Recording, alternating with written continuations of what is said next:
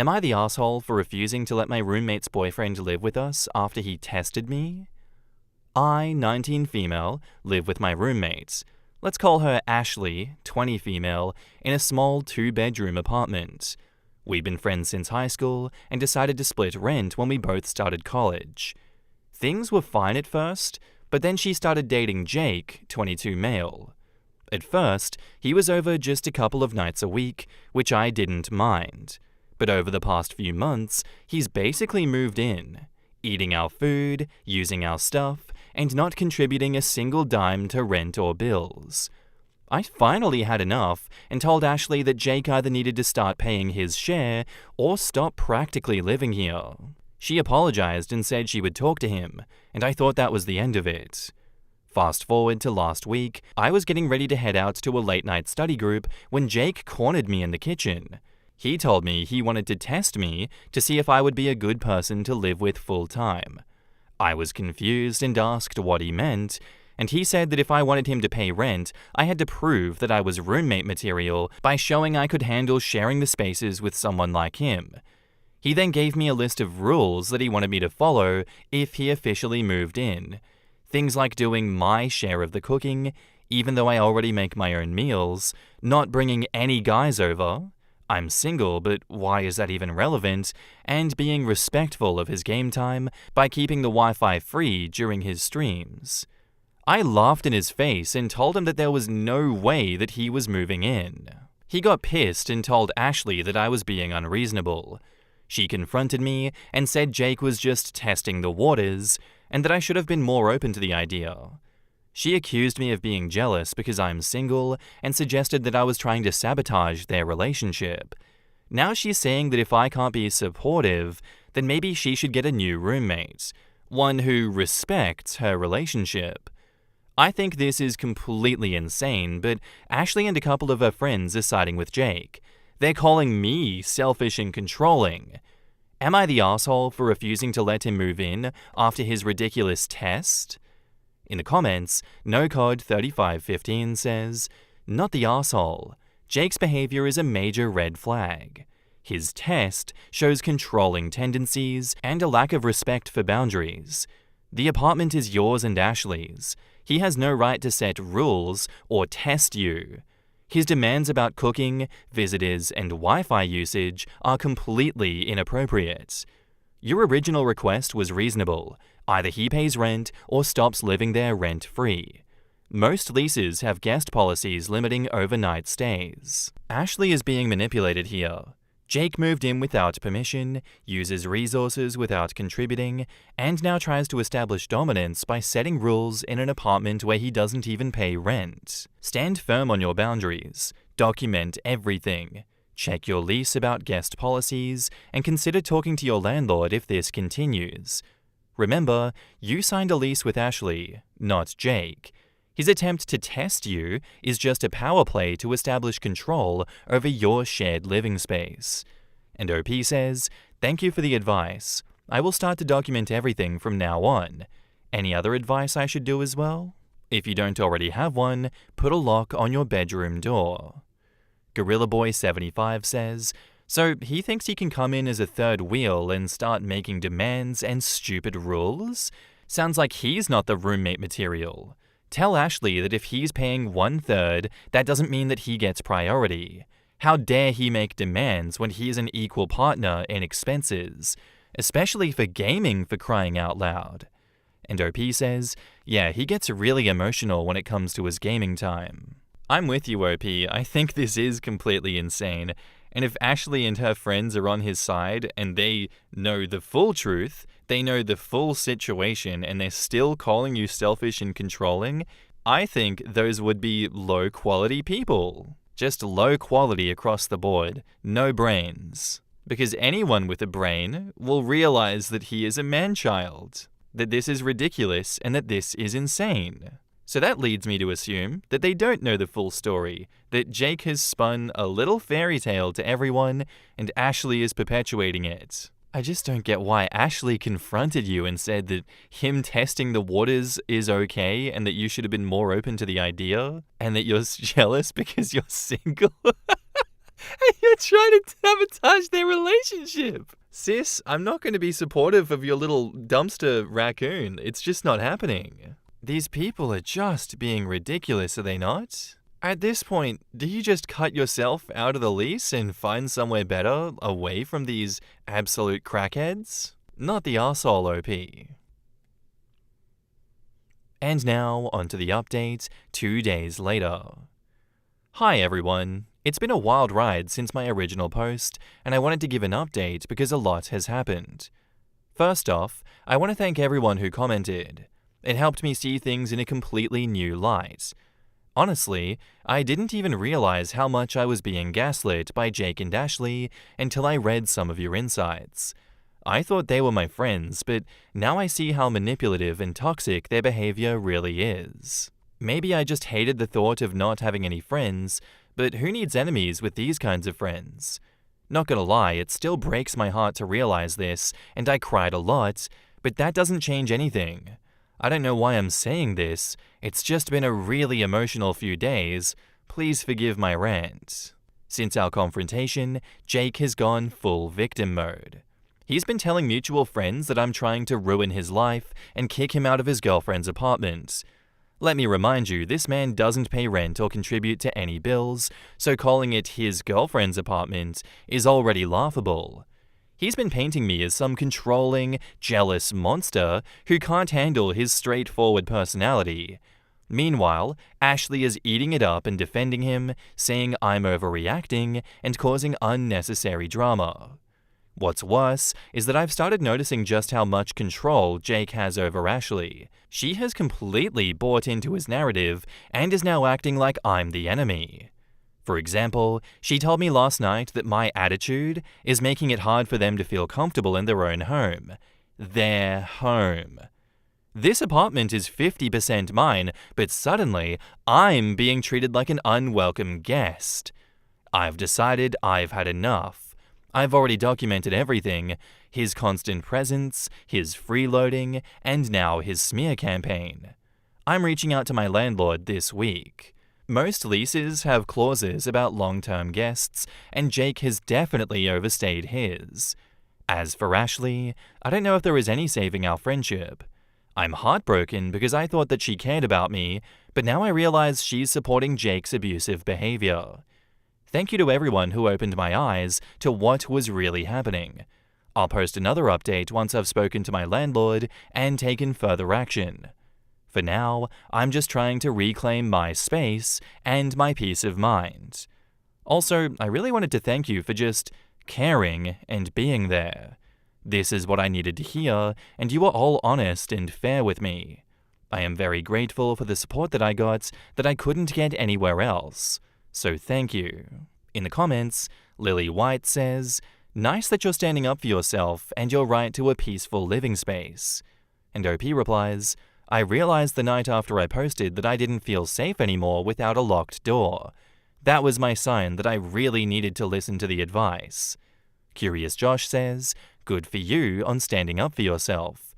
FYI, a 22-year-old male should almost be graduating college, not freeloading off of a 19-year-old girlfriend, demanding no one uses internet during his gaming time. This guy is a walking red flag." And OP replies, "And he's not even a good player." I'm joking.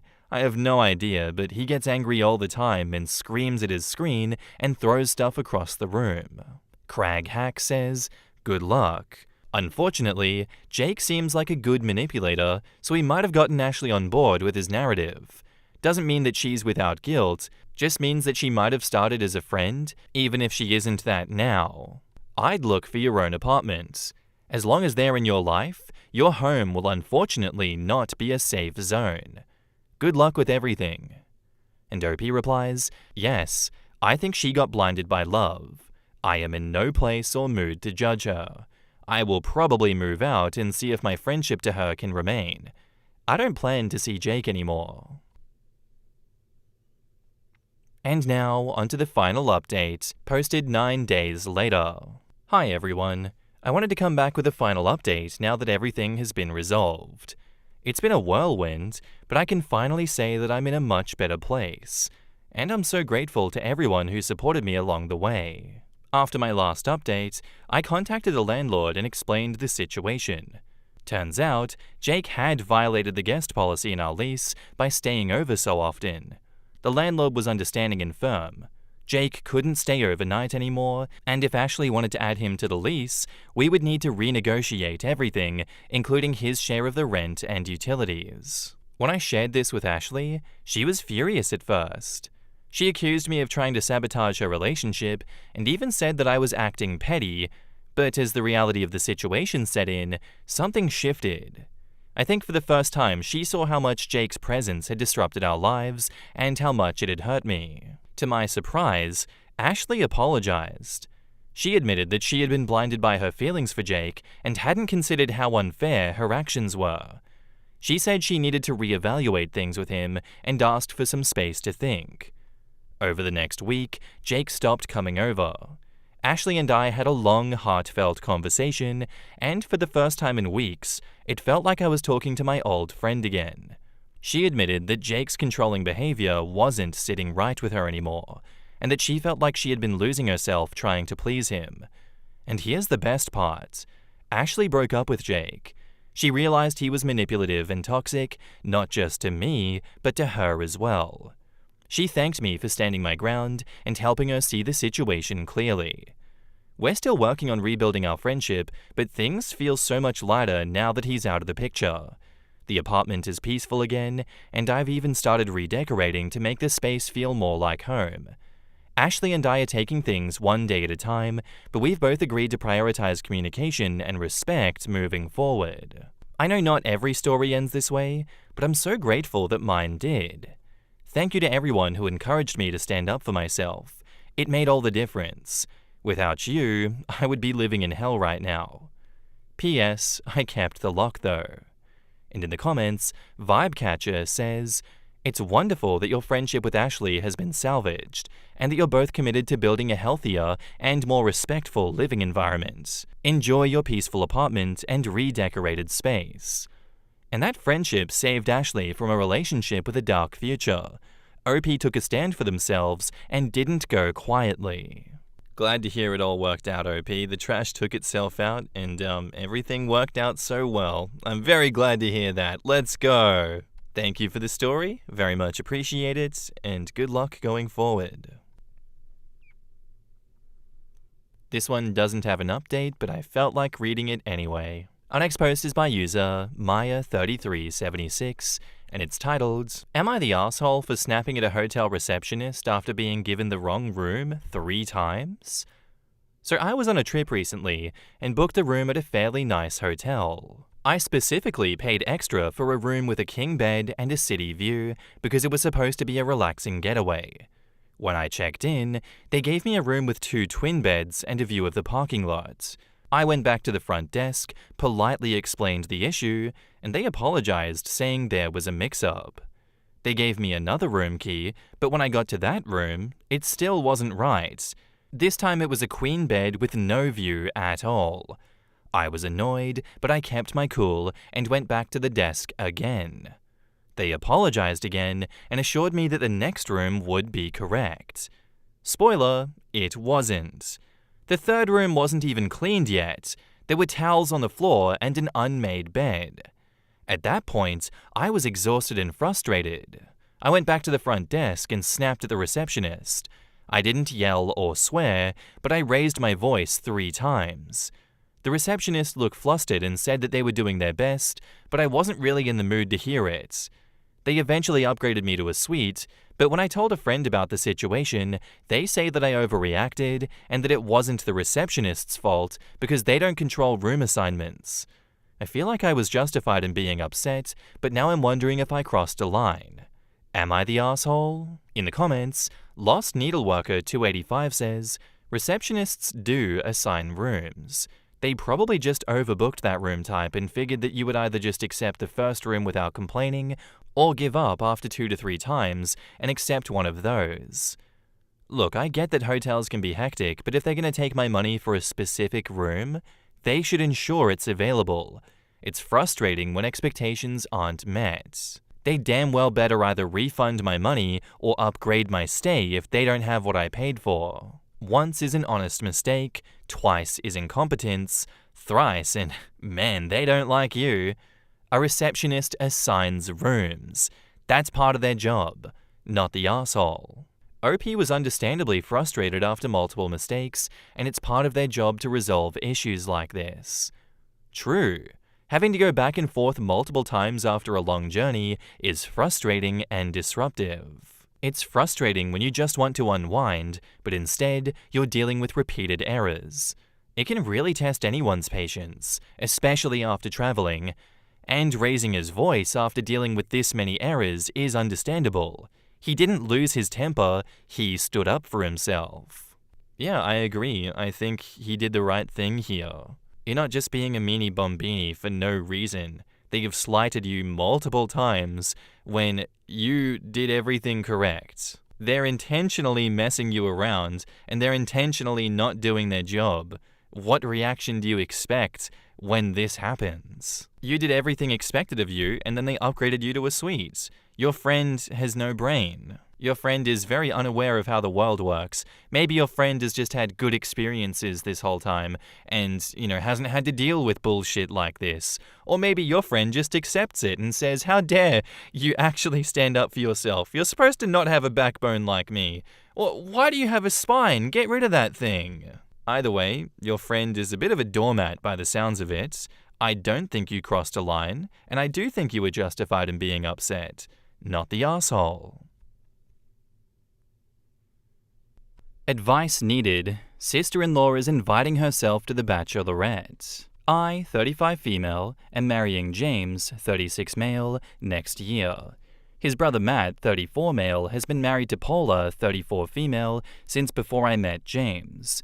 Paula is very nice, and we get along well when I see her, which is once a year for the holidays, as we live across the country from James's brother, sister-in-law, and parents, but we aren't super close for the rest of the year. We have very different interests and lives, and just don't really keep in touch. We FaceTime James's family every Sunday when Matt and Paula and my future father-in-law and mother-in-law all get together for dinner, and Paula will usually say hi and then go back to doing whatever she's doing. Paula and I exchange happy birthday texts on our birthdays, and occasionally she'll heart react a photo in the family group text. That is about the extent of our relationship. This is all completely okay with me. I don't feel the need to force a closeness that isn't there, and as I said, we all get along great when we go home for the holidays. I'm in the middle of planning my bachelorette trip. We're not doing a bridal party or groomsmen, and I invited 6 close friends and family members who I have known between 8 years and my entire life. I mentioned something about the trip on the last FaceTime with James's family, and everyone was like, "That sounds like it'll be fun." And we moved on, and I thought nothing of it. But the next morning, James was chatting with Matt, who said in a very offhand way, Paula wanted to know if OP could send her the details for the bachelorette so she can get her flights and stuff. James was very taken off guard and was like, I'll talk to her? And Matt was like, great, thanks, and then changed the subject. I am so baffled by this. Paula has never once given me an indication that she believes we are, or wants to be, any closer than we are. We hang out once a year during the holidays. I can't remember the last time that she asked me a question about myself. She didn't even text me when my dog died, and again, all of this is completely fine with me. I don't need my fiancé's brother's wife, who lives a time zone away, to be my BFF. But it truly never occurred to me that she would even want to be invited. If Paula were the one getting married, I would never in a million years expect to be invited to her bachelorette, let alone assume I was invited. This all happened on Sunday/Monday, and I still just don't know how to respond to this, especially because Paula didn't reach out to me directly. Here's the part where I'm worried I'm being an asshole. The path of least resistance would of course be to invite Paula, but I just don't want to. The friends and family who are coming to my bachelorette all have met each other already and mesh well and are extremely important to me. I am the only person in this group who Paula has met, and we have such a surface-level relationship that I feel that we barely even know each other. The trip is going to involve a lot of hiking and outdoorsy stuff in a location that is very special and nostalgic to me. Paula prefers to stay indoors and has skipped the family's annual Christmas walk every year that I have known her. I don't think that she would have a lot of fun, and I also don't want to be worried about her experience the whole time. And beyond all of that, there is a part of me that really resists capitulating to the expectations of someone who has not even told me directly that she would like to come. I would never ever dream of inviting myself to someone's bachelorette, let alone doing so via a game of telephone. We're heading to James's family's place for the holidays next week, and I'm so anxious and truly don't know how to handle this. I really don't want to hurt Paula's feelings, but I want to be surrounded by my closest friends and family at my bachelorette, and we just don't have that kind of relationship. Do I just leave it alone and wait for Paula to bring it up? Do I proactively sit her down to talk through it? Do I just get over myself and invite her? In the comments, Chaotic Whatever says, I don't think you're being a jerk. I also don't think she's being a jerk. I think it's very sweet that she wants to be included, or would assume that she should be. It may be a very innocent misunderstanding based on how it was talked about and where audio may have dropped on a call. Take the win in knowing that you have a sister-in-law who would literally get on an airplane to come celebrate you. That said, address this issue head-on and be kind. And do not make it sound like you're doing her a favor by not inviting her. I.e., oh well, it's not your kind of activity anyway. Reach out and say, hey, James mentioned that you were looking for bachelorette details for travel plans. I'm really sorry, but I think we had a misunderstanding. This feels awkward to address, but my bachelorette is just me and some of my oldest friends. I hope you understand. It means a lot that you would be willing to join, and I'm so lucky to be marrying into this family. I can't wait to see you at Christmas/the wedding/whenever you'll see her next. And OP replies, thank you. This is such helpful framing. I think this is a really good approach, and I'll try it. In going full panic mode, I somehow didn't even think about the possibility of this just being a misunderstanding. On the call, my father-in-law said something about a kayaking trip he took last year, and I said something like, oh, we just planned a kayaking day in place as a part of my batch. And everyone was like, oh, that'll be fun, and the convo moved on. It was truly so mundane that I was really taken off guard the next day. And Chaotic Whatever replies, another possibility is that she doesn't want to go, but was left unclear if she was expected to. She may have had her husband ask that question as a way of feeling it out without putting you on the spot. Good luck. It's tricky navigating those kinds of things for sure. I had a friend who I didn't invite who very clearly thought she was going to be invited, and I regret how I handled it. So, while it's awkward, tackle it head-on with honesty, and have fun at your party. Does anyone else have a feeling that it was the brother-in-law that wanted her to be invited? If that is the case, and OP has gone with this, oh, it must have been a mistake, sorry about that, I'm keen to see you next time we ever catch up, I highly doubt we're ever going to get the truth from the brother-in-law being like, yeah, you know what? I just wanted her involved and you're an asshole for not involving my dear wife. I'd go as far as putting money on it. He's an evil person with evil intentions. That's sarcasm, please. Fantastic advice from Chaotic Whatever here. I don't think that this sister-in-law has any ill intention. I think that she is being led astray. She is, having some miscommunication going on there. Assumptions make an ass out of you and me, and thank God we will not let that happen in this story. And now, onto the update, about 20 hours later. Thank you to everyone who weighed in on my post. I appreciate all of the advice and thoughts, even from those of you who called me an asshole and/or privately messaged me to tell me to basically bully Paula until she uninvited herself. I will not be doing that, but thank you so much. What's wrong with people? After posting yesterday, I sat with my feelings and tried to figure out why I have such a strong I don't want to invite her response, given that we always have gotten along fine when we see each other. I came to the conclusion that the thing that was really bothering me was the indirectness of it all. I couldn't understand why Paula didn't just reach out to me herself, and it made me worry that I had done something to make her feel like she couldn't. But I also decided that it was more important for her to feel included than for me to have the perfect close-knit group trip that I had been envisioning. So like everyone pointed out, it's just one weekend, and she will presumably be in my life forever.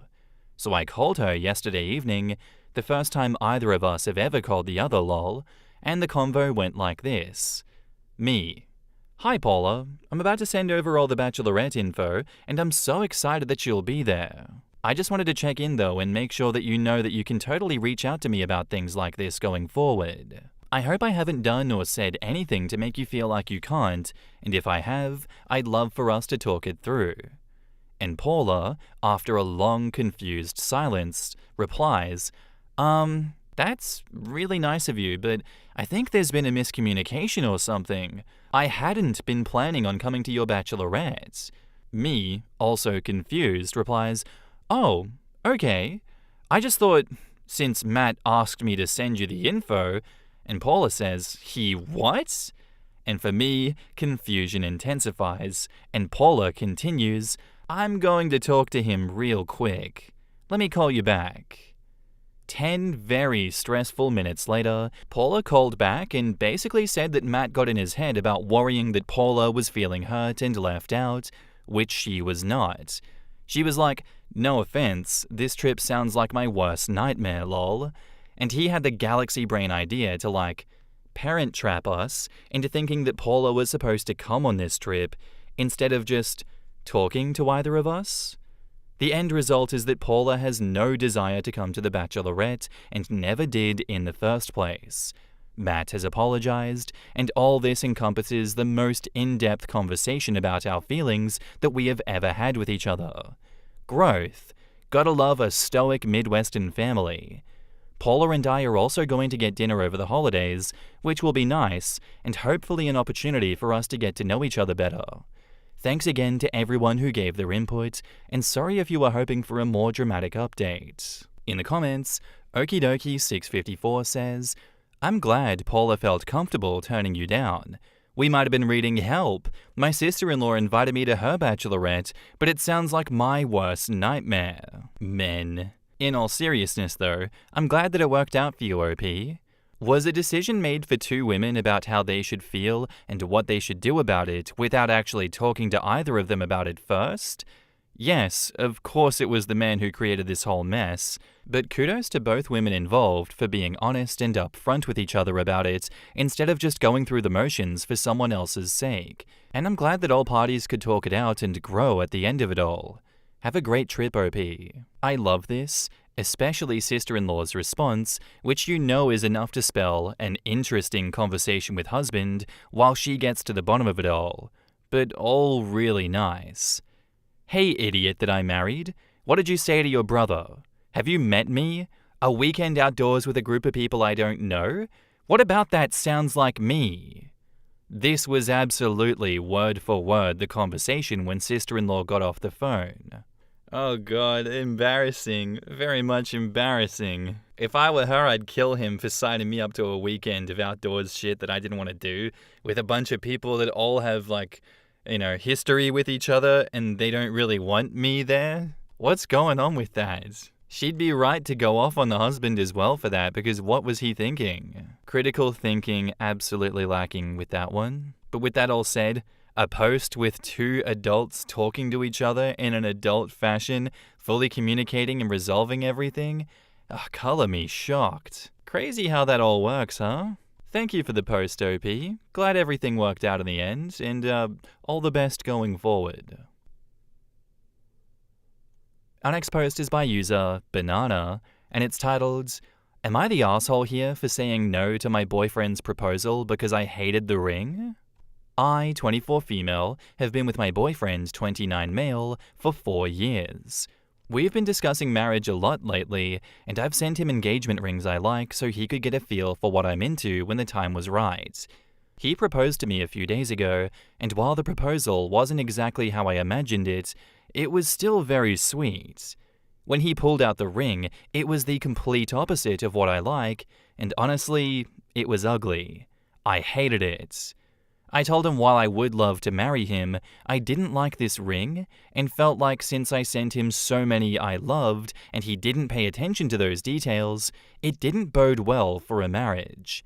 He told me that was pretty shallow and is hurt that I prioritized a ring over our relationship and said that he spent a lot of time planning this proposal and finding the perfect ring. I feel bad, and now I think I should have just smiled and dealt with it because it's the thought that counts. Am I the asshole? OP adds in the comments, for context, here is my dream ring that I had sent him and made known that this was my dream ring. A $4,000 yellow gold diamond ring, $14K. Yeah, interesting ring, that one, on Etsy. And this is the one that he showed up with, a 0.5 to 5.0 carat princess cut moissanite engagement ring, $266. They say that is a similar ring to the one that he proposed with. In the comments, someone says, "You're the asshole. Big time. You don't deserve him. No man can live up to everything a woman has in her head about a proposal. As long as you believe he put thought and effort into it, anything else is gravy." And OP says, "I don't think he put thought and effort into it. It feels like he Googled diamond ring and bought the first one that popped up." Well, if that's what you think of him, it sounds like you have a bigger problem than just the ring. I can't imagine thinking so little of someone I was in love with. You're letting your expectations get in the way of giving the person you supposedly love the benefit of the doubt. And OP says, that's absolutely what it felt like. Like he went to the Zales website and bought the first thing he saw, and that hurt my feelings. I guess I hurt him in response. I'm the asshole. I get it. And someone else says, yes, you are the asshole. He gave you a ring that he got from his heart and his desire to be with you, and all you got is, ooh, that is an ugly ring. You must not love me. If you loved him, he could have gotten you a paper ring and it should have been fine. Seems like all you care about is the ring. Yeah, it's the thought that counts, but too bad you weren't thinking about anything but yourself. And OP says, it was ugly, it was ugly, it was the opposite of what I liked and I hated it. Another commenter says, hope you didn't love the guy too much because you just nuked your relationship because he didn't fit your preconceived notion of him giving you the ring you want. You shouldn't care about the ring. You just traded in a secure, comfortable relationship with a man who wants to marry you for the ability to show off for a few minutes. I've been married to my husband for well over 20 years. I don't even think of or notice my ring anymore unless I'm asked to take it off for some reason. I'd rather have him than a ring. You just threw down a huge red flag at how fickle and materialistic you are. You showed him that he came second to a ring. I hope it was worth it. You may never get a second chance. And OP says, I didn't want to show off. I wanted a ring that I could wear that I loved, that symbolized our love, and that I was proud of. The ring is the symbol of our love. It's that he didn't listen to anything that I wanted. That is the problem.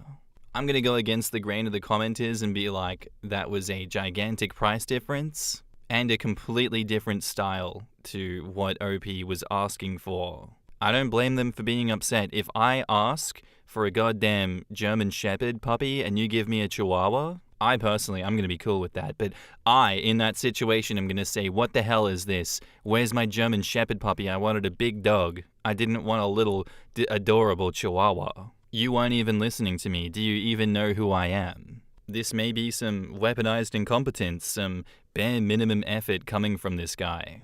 If you guys are having this much of a blow up over something that could just easily have not even happened if he had just bought a ring similar to the one that you had asked him for in the first place, but you're not even able to bridge the gap and talk about this and diffuse the situation, are you sure that you guys should be getting married, like for real? Maybe take this as a sign to pump the brakes, talk about this in therapy, or call it quits if you're just gonna keep fighting. What a way to start off a happy marriage, huh?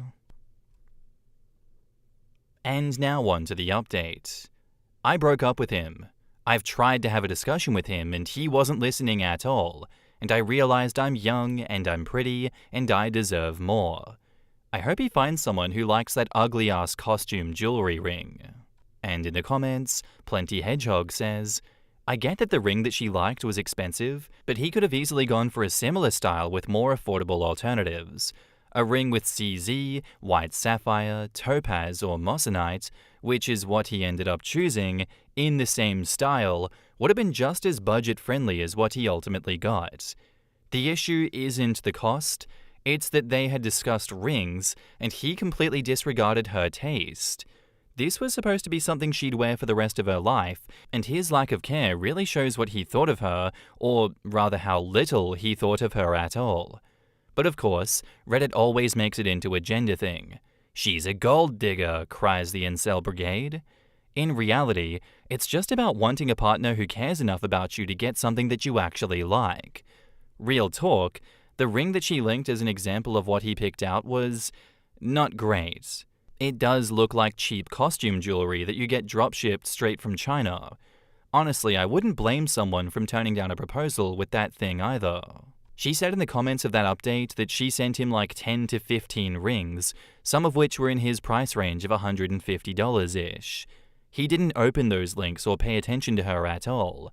I can't believe the comments saying that she's the asshole for that. There's a really weird phenomenon where women are just expected to be grateful that someone proposed to them. It doesn't matter if it's a ring that shows that they don't give a shit about your style. It doesn't matter if it's a fake ring that turns your finger green. I remember that one. It doesn't matter if they propose while they were sitting on the toilet taking a shit. You are expected to be grateful for that and to say yes. Anyway, I'm going to move on from that one. That's a bit of a shit show. I'm going to round this episode out with a Am I the Asshole story that does not have an update. And it's by user, and that's fine, titled, Am I the Asshole for getting engaged after my brother's wedding? So my brother and his now wife got married 3 days ago. A very small destination ceremony, under 15 people total. My now fiancé and I extended our trip after everyone went home and spent a couple of days exploring the Grand Canyon, a couple hours north of the wedding where he proposed. When I shared the news with my brother and now sister-in-law, he responded with hostility, saying that it looked like we were competing. I apologized, quickly realizing that he was advocating for my sister-in-law and that she felt hurt, although I'm truly failing to understand why. I also texted her a separate apology and explained that it was not our intent to encroach and just wanted to share the news with family, and that it's my belief that there's room for happiness for everyone. She did not respond. In response to my apology, my brother doubled down and said the timing and location were hurtful and that we shouldn't have planned around the wedding. In the comments, Abalone55 says, Not the asshole. And I can see why you're trying valiantly to understand, but I'm not sure your brother or his wife will be able to give you a good reason for their reaction, because their reaction is wild. Sure, it's rude to propose at someone else's wedding, but that's not what happened. The fact that you and your fiancé got engaged a few days after their wedding before you flew home is a totally different thing. Also, the level of hostility in that message from your brother is nasty and definitely not normal. I'm so sorry that he treats you like that. Not the asshole. Your brother needs to calm down. The bride gets a day, her one wedding day. She does not get a location, a week, or anything else. She gets her wedding. That is all. You did not encroach, right? Sister-in-law probably got used to everyone making a fuss over her in the months leading up to that day and didn't want to let that go. Now they'll be making a fuss about someone else, and she is jealous. Not the asshole. You were proposed to days after the wedding, while exploring the state the wedding was in, and several hours away from the wedding site, and also this wedding was an elopement. I get that eloping has changed definitions from essentially marrying in secret and private to a generally small planned wedding, but she's throwing a tantrum as if this was an all-expense-paid luxury wedding in a rented locale, and that you were proposed to the same evening as the wedding, steps away from said wedding, and announced it in front of everyone. Yeah, they own neither the weekend nor the state.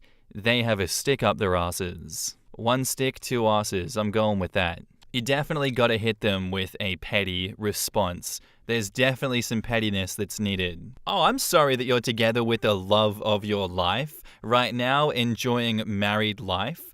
Shouldn't you be enjoying your goddamn honeymoon too? Oh, wow, my engagement is just more important than your wedding, huh? Crazy. You guys just locked me out of this area. Yep, I deserved that. I don't know. That's not really petty. That's kind of just arguing. Not the asshole OP. Screw them. I hope everyone else in your family has your side and tells them to shut the hell up. My sister and I signed a 3-year lease. She got pregnant 3 months in. How do I tell her that I need to move out? I, female 35, moved across the country, Canada, with my son, male 14, and my dog to start new. I asked my sister, female 36, to join me in the city. She lived in a small town 2 hours south from where we live now. I accepted a job offer, as did my sister, and we signed a 3-year fixed rental agreement in a 3-bedroom house. My sister and I are very different people. We have a complicated but supportive relationship. We have a lot of love and respect for one another. We also have some on-off codependency issues from our childhood. Things were going well for the first few months. We were transitioning into this dynamic, and it wasn't always easy, but we found systems and ways to make it work. Everything changed 3 months ago. My sister met a man and conceived on her first date. The baby is due in April. It's a welcomed surprise. My sister is experiencing a difficult start to her pregnancy, insomnia, stress, and thyroid issues. We've not been getting along. My son and I can do nothing right. It's the little things compounded. My sister is also quite entitled, openly expresses and reinforces this attribute with humor. In her pregnancy, it's been worse. There is little to no consideration. For example, she's struggling with the sound in the house. She leaves her door open for her cat and refuses to wear earplugs. Instead, she demands for my son and I to vacate the living room and kitchen at 8 p.m. because she can hear us. I don't get home until 7 p.m. and need to make dinner. Another example is that I've been giving her upwards of $600 per month in groceries. I have a lot of allergies, and she wouldn't accommodate these allergies, so I would often need to eat alone and buy additional groceries. It hurt me to learn that she had her groceries supplemented by the father of her unborn child, meaning that she had been asking for money for groceries that were already paid for. My salary is less than my sister's, and I have a dependent. She decided that the child's father, male 36, would move into this house with his dog and his cat and sleep in the foyer at the top of the stairs without consulting myself or my son. This area of the house is not closed in. It's positioned above the living room/kitchen, an area that my sister has already deemed inaccessible between 8 p.m. and 6 a.m., and also between 5 p.m. and 7 p.m. My son and I are starting to get forced into our bedrooms off the entry hallway. They split up 2 weeks ago, and he's still moving in. He's a bit of a dirty guy, and my sister is type A. To put things into perspective, she's cleaned out his house and his 2 storage units in the last 3 months. He's not much of a cook or cleaner. She said that I'm lucky that I get to benefit financially from this. I'll pay less in rent, and I don't even deserve it. Those were her actual words. I actually like the guy. I don't like the way my sister treats him, but he's a nice guy. I moved for a lot of reasons. My son was experiencing anxiety and self-esteem issues around his father. Never married, separated after birth of our son, in and out of the picture, who had drained our collective savings account for the kids' education because of addiction. I wasn't able to secure a suitable salary with my education to get ahead. To be fully honest here, my sister and I had a hard upbringing. The only reason I stayed in our hometown was so that my son had access to his father, and, well, a time came where his father's absence would be more beneficial than his presence. I moved so that we could start a new life and have peace. We are not experiencing peace. I confronted my sister about the use of communal spaces, and that she would have to find solutions to limit the way that sound affected her. I confronted my sister about shared bills, and have asked her to post the bills on the fridge, and that we would no longer be splitting most groceries. I confronted her that I'm not entirely comfortable with someone moving in here. It's not within the rights of our lease, and we would need to communicate this with the landlord and ask to break the lease. My sister's response to everything has been emotional, reluctant, and avoidant. She simply cries, yells, and walks away. She claims that I'm abandoning her. I feel exhausted, exploited, and manipulated. It's affecting my work, my personal life, and my ability to just enjoy life. My son is experiencing some anxiety too. He has sports and extracurricular most days after school, and I'm adamant that we discuss adult things when my son is not there. However, he has witnessed some arguments and knows that we are not getting along. I want to leave this situation. I know I have to. I feel like I'm abandoning her, not just because she tells me so, but because everything is crazy and I want to leave. I didn't sign up for this. I don't agree to live with my sister, her estranged ex-boyfriend of 3 months, and his 2 pets. I don't know where to start or how to do this. I know I need a couple of months to save up for first and last. In the comments, Quiet Village 1425 says, "Have the guy take over your lease and leave before the real madness starts." OP replies, "I think this is the best route. I had originally pitched this idea, and my sister had said that he wouldn't move in. A month passed, and she decided he would move in. I originally said that I would stick it out until June, marking 1 year on our lease, but I just can't stick it out that long. My work and mental state are suffering too much." Edit, in all fairness, I've been fickle agreeing to this arrangement and disagreeing with the arrangement of the father to be moving in. It's difficult to think about my son or myself when I can clearly see my sister is in so much distress. Despite all the comments here about her being awful, she is still my sister, and I love her. I will continue to support her, but on my terms. Her feeling abandoned is valid to her because that's how she feels, and she's afraid. It's not as easy as walking away. I want our relationship to get better, not worse. Fleishaloo says, "You're worried about your sister's mental health, but she's not showing any reciprocity. You need to take care of you and your son, who has already been through a lot. Go forth to a new place and be happy, but do not pack any regret with you. It changes nothing and only brings non-peace. You deserve to put yourself and your son first. You can do this. Give yourself a hug for doing the right thing." Unusual Potato says, "Leave before her newborn arrives, and her entitled ass expects you to get up at night and do a lot for her baby. Do not fall for her guilt-tripping and abandoning bullshit. She's a 36-year-old woman who got knocked up on a one-night stand, so she needs to sort her own life out. She is inconsiderate, selfish, and has no respect for you and your son. She's also been taking advantage of you regarding grocery money, so you need to put you and your son first and get the hell out of there. She will try and extort money out of you for the baby, and do not fall for that.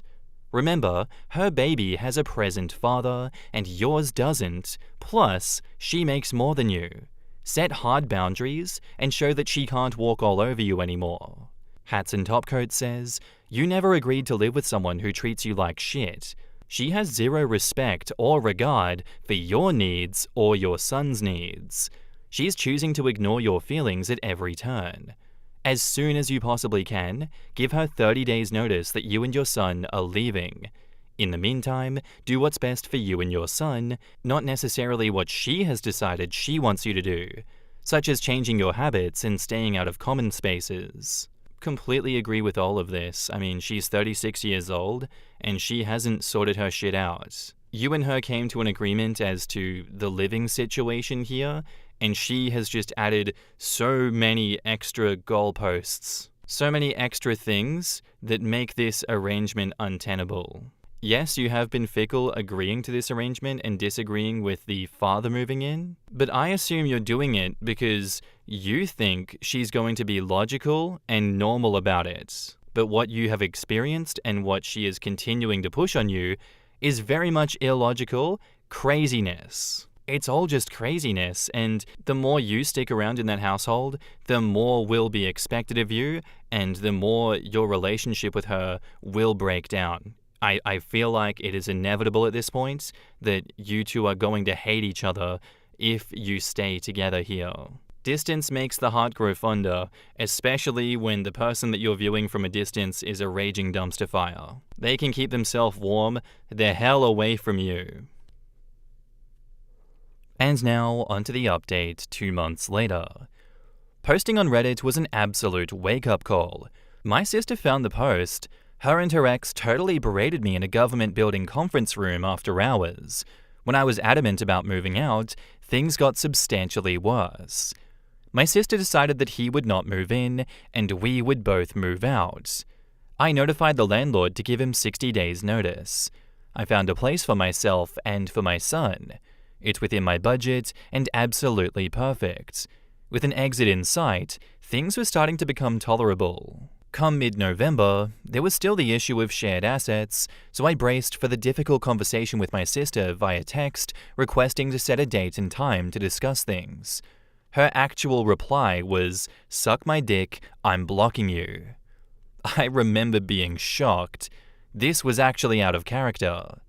My son and I got in late that night to find that the internet password had been changed, with a message on the chalkboard that as soon as I dropped the topic of shared assets and prepay the upcoming electricity bill, she would not reveal the Wi-Fi password.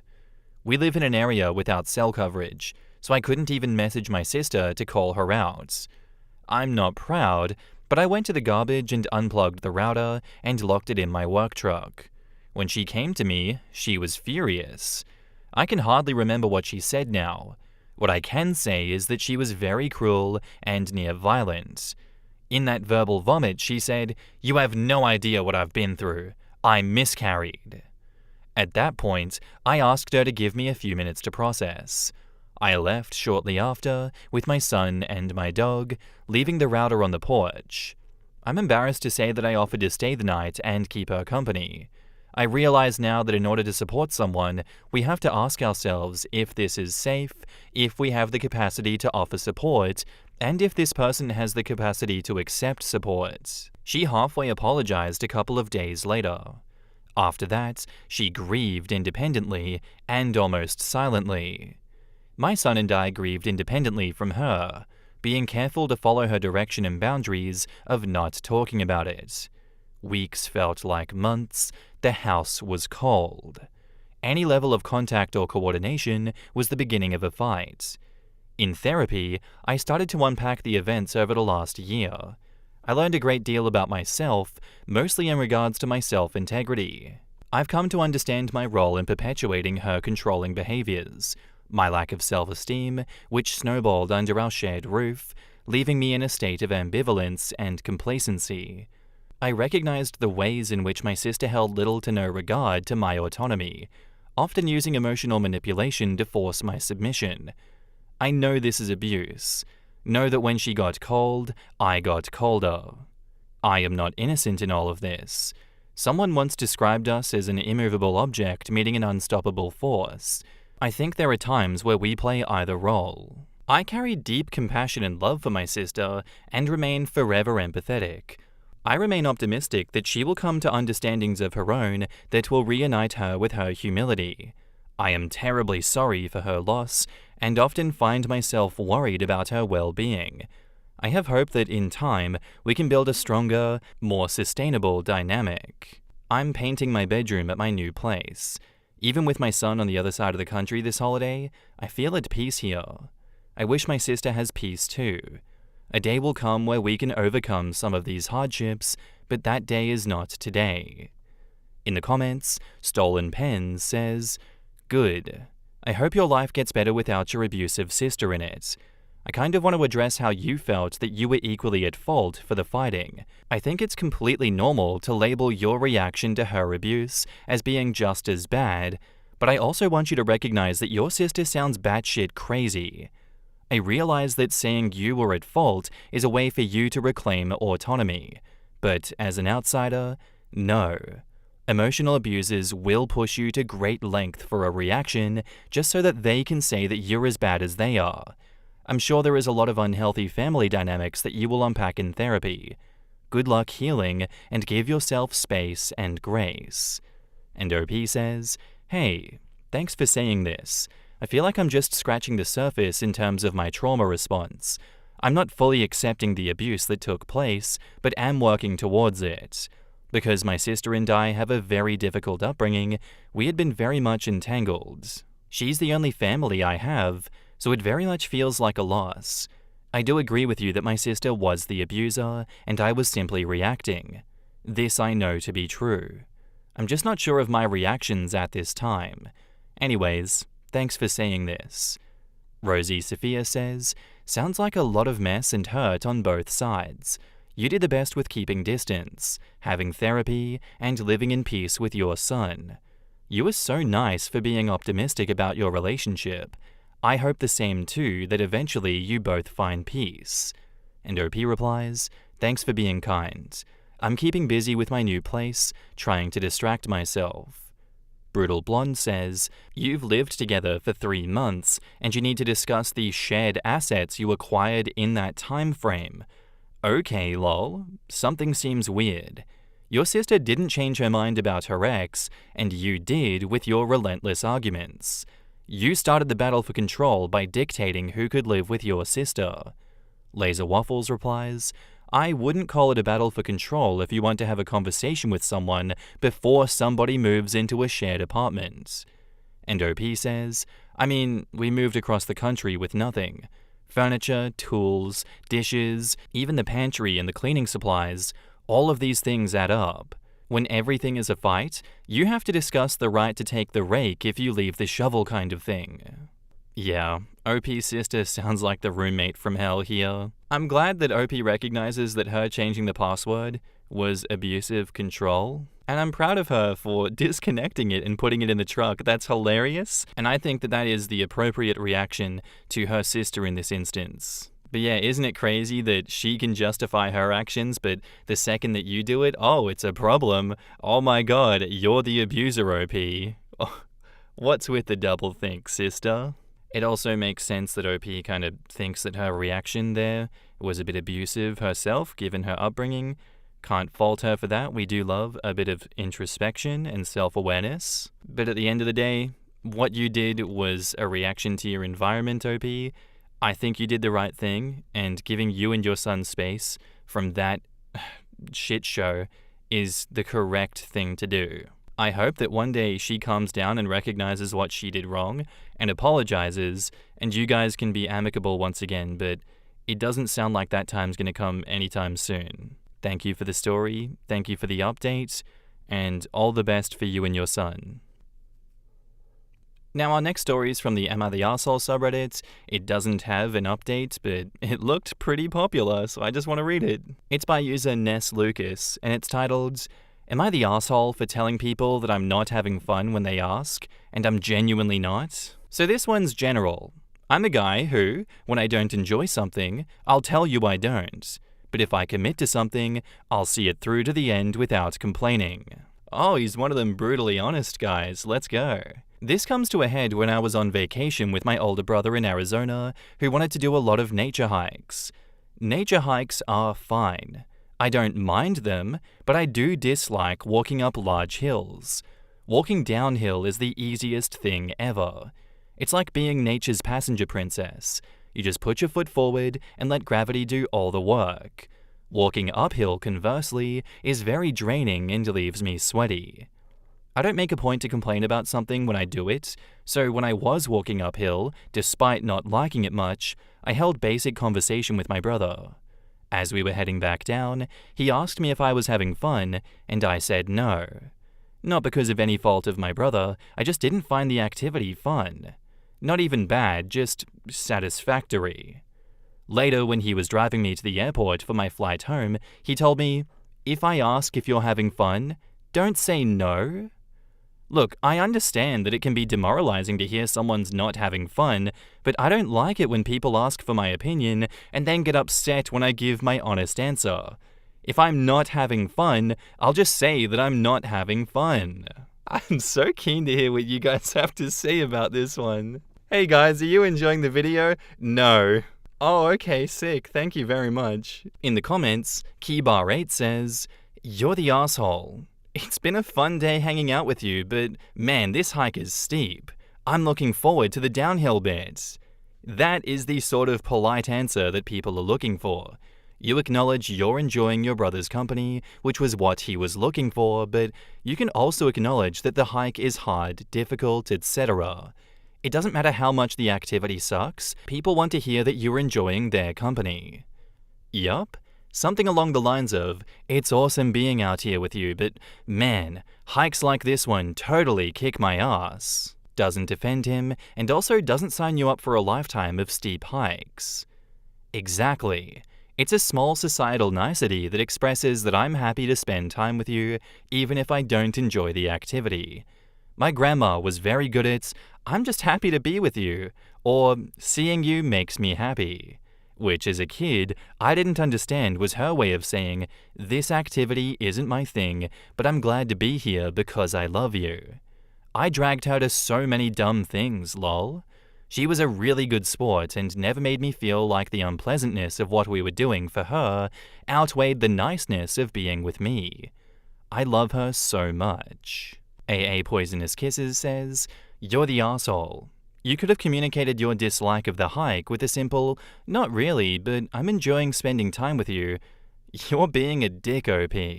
No assholes here, but I think you and your brother would benefit from understanding each other a little better.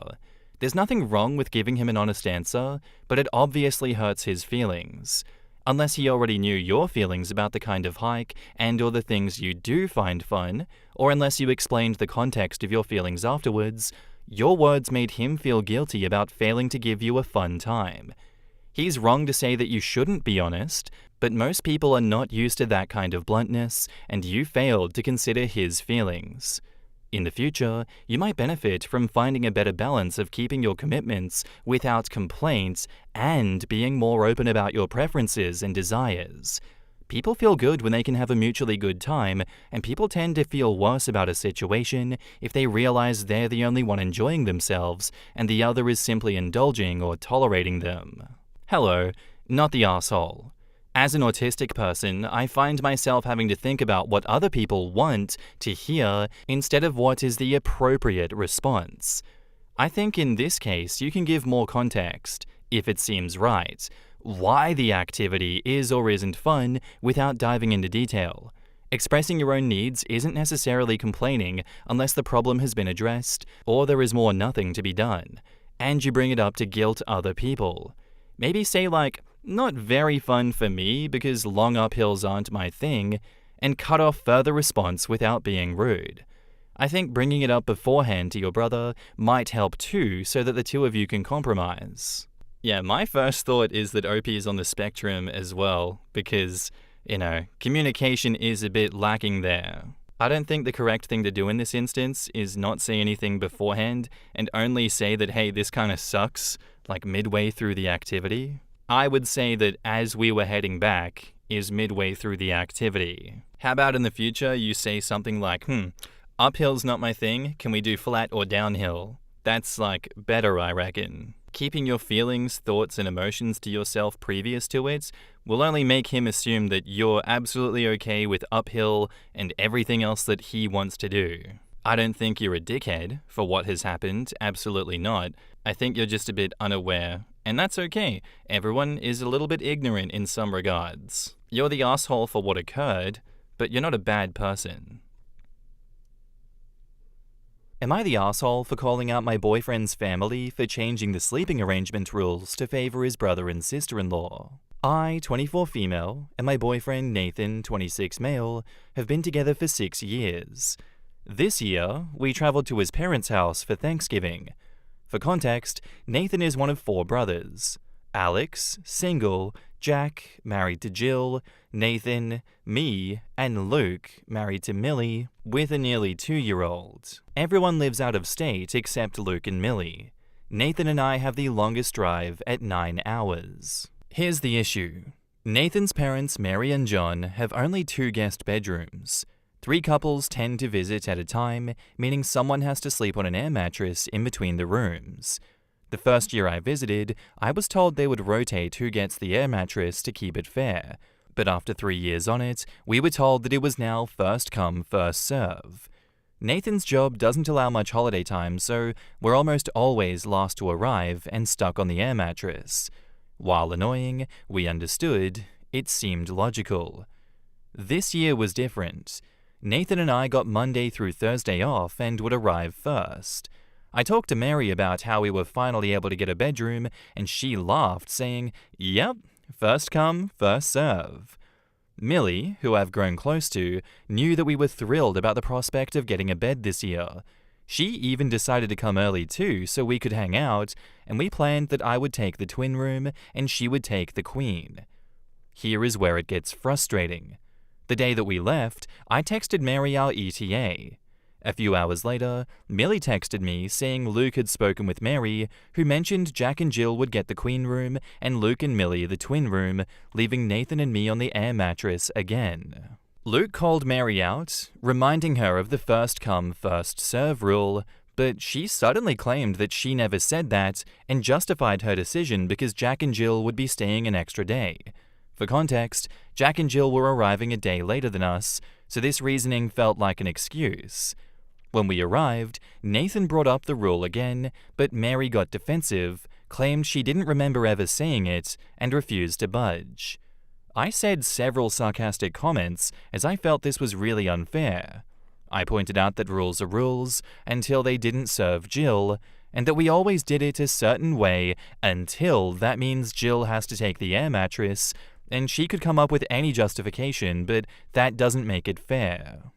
I even pointed out that it's silly for us to now have to board our dogs and drive 8 hours before anyone else even got here just to change the rules now. She had plenty of time to bring this up with our many conversations leading up to this. She became increasingly sassy about the situation, leaving us feeling defeated and, frankly, a little targeted. Am I the asshole for speaking up over thinking Mary has unfairly changed the rules to suit Jack and Jill, and that we're always stuck with the short end of the stick? In the comments, OP on Jack and Jill's position on the sleeping arrangements and why they don't want the air mattress. I didn't even have enough room and ran out of character to address this. It is what everyone else has said in the family, not that I've heard it directly from them to be fair, that they won't come again at all if they have to take a turn on the air mattress. But that's speculation, and they no longer show up for Christmas at all after the year all the brothers showed up. A commenter says, "I'm confused by this, but Luke and Millie should always get a room with their child. Alex, who is single, can sleep on a couch or wherever. The other bedroom should switch off every year between the two couples." And OP says, "I definitely agree with the statement about Luke and Millie, especially as he gets older. However, Luke and Millie made their own decision about their child having a sleepover with his grandma.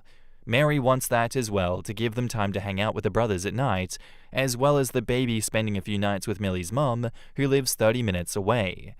To address the questions about Alex, he is not here and usually doesn't attend Thanksgiving." Someone says that OP shouldn't be complaining about the sleeping arrangements because Nathan and she are not married yet, but the other brothers, except for Alex, are married. And OP says, "I've heard a lot of this and, honestly, a fair assessment.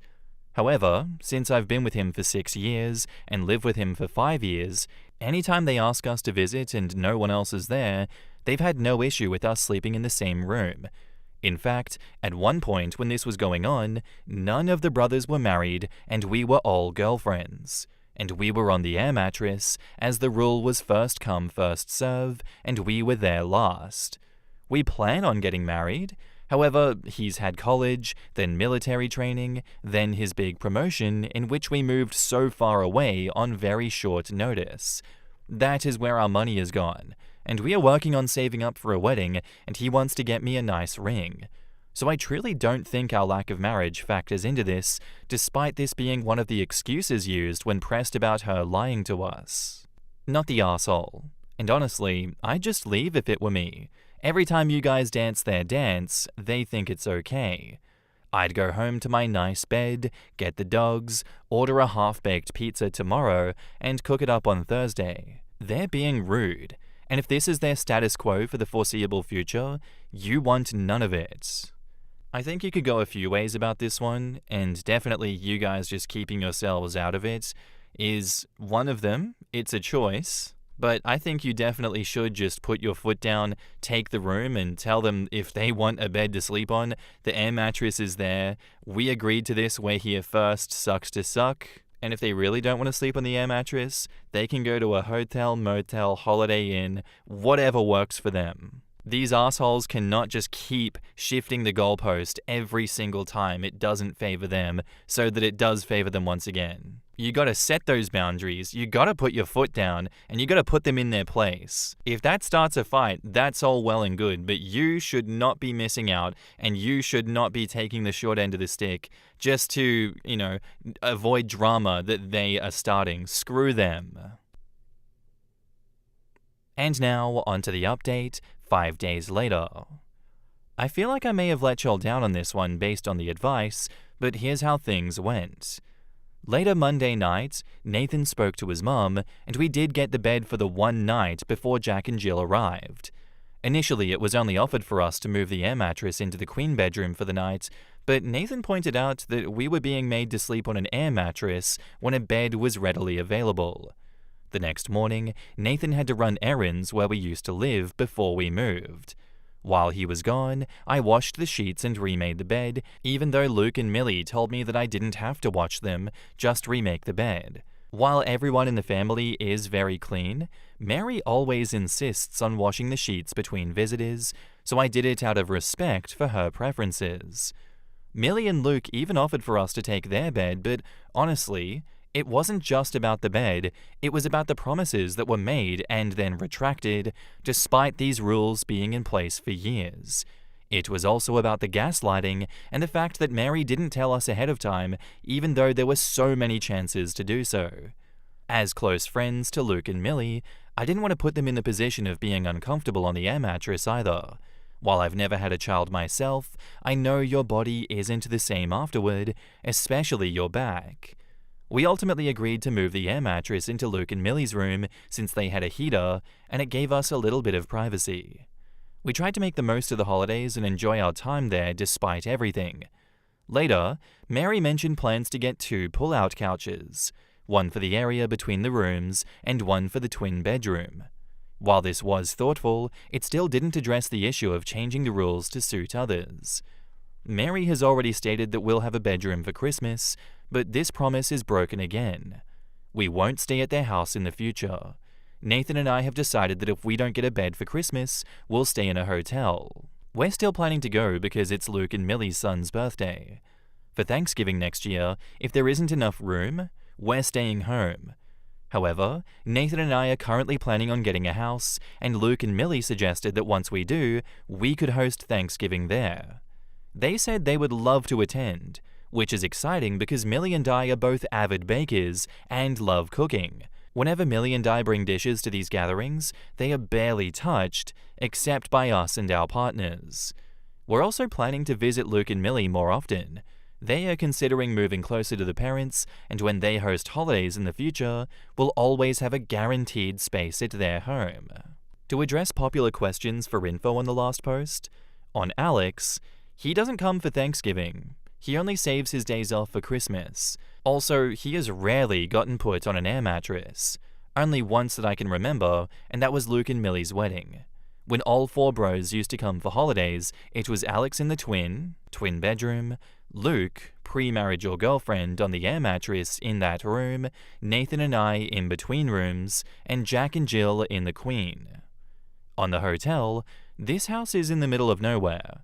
Closest decent hotel is around 45 minutes to 1 hour. The main draw of visiting is everyone except the parents stay up late all evening playing board games and D&D and drinking. We used to do a drunk gingerbread making contest.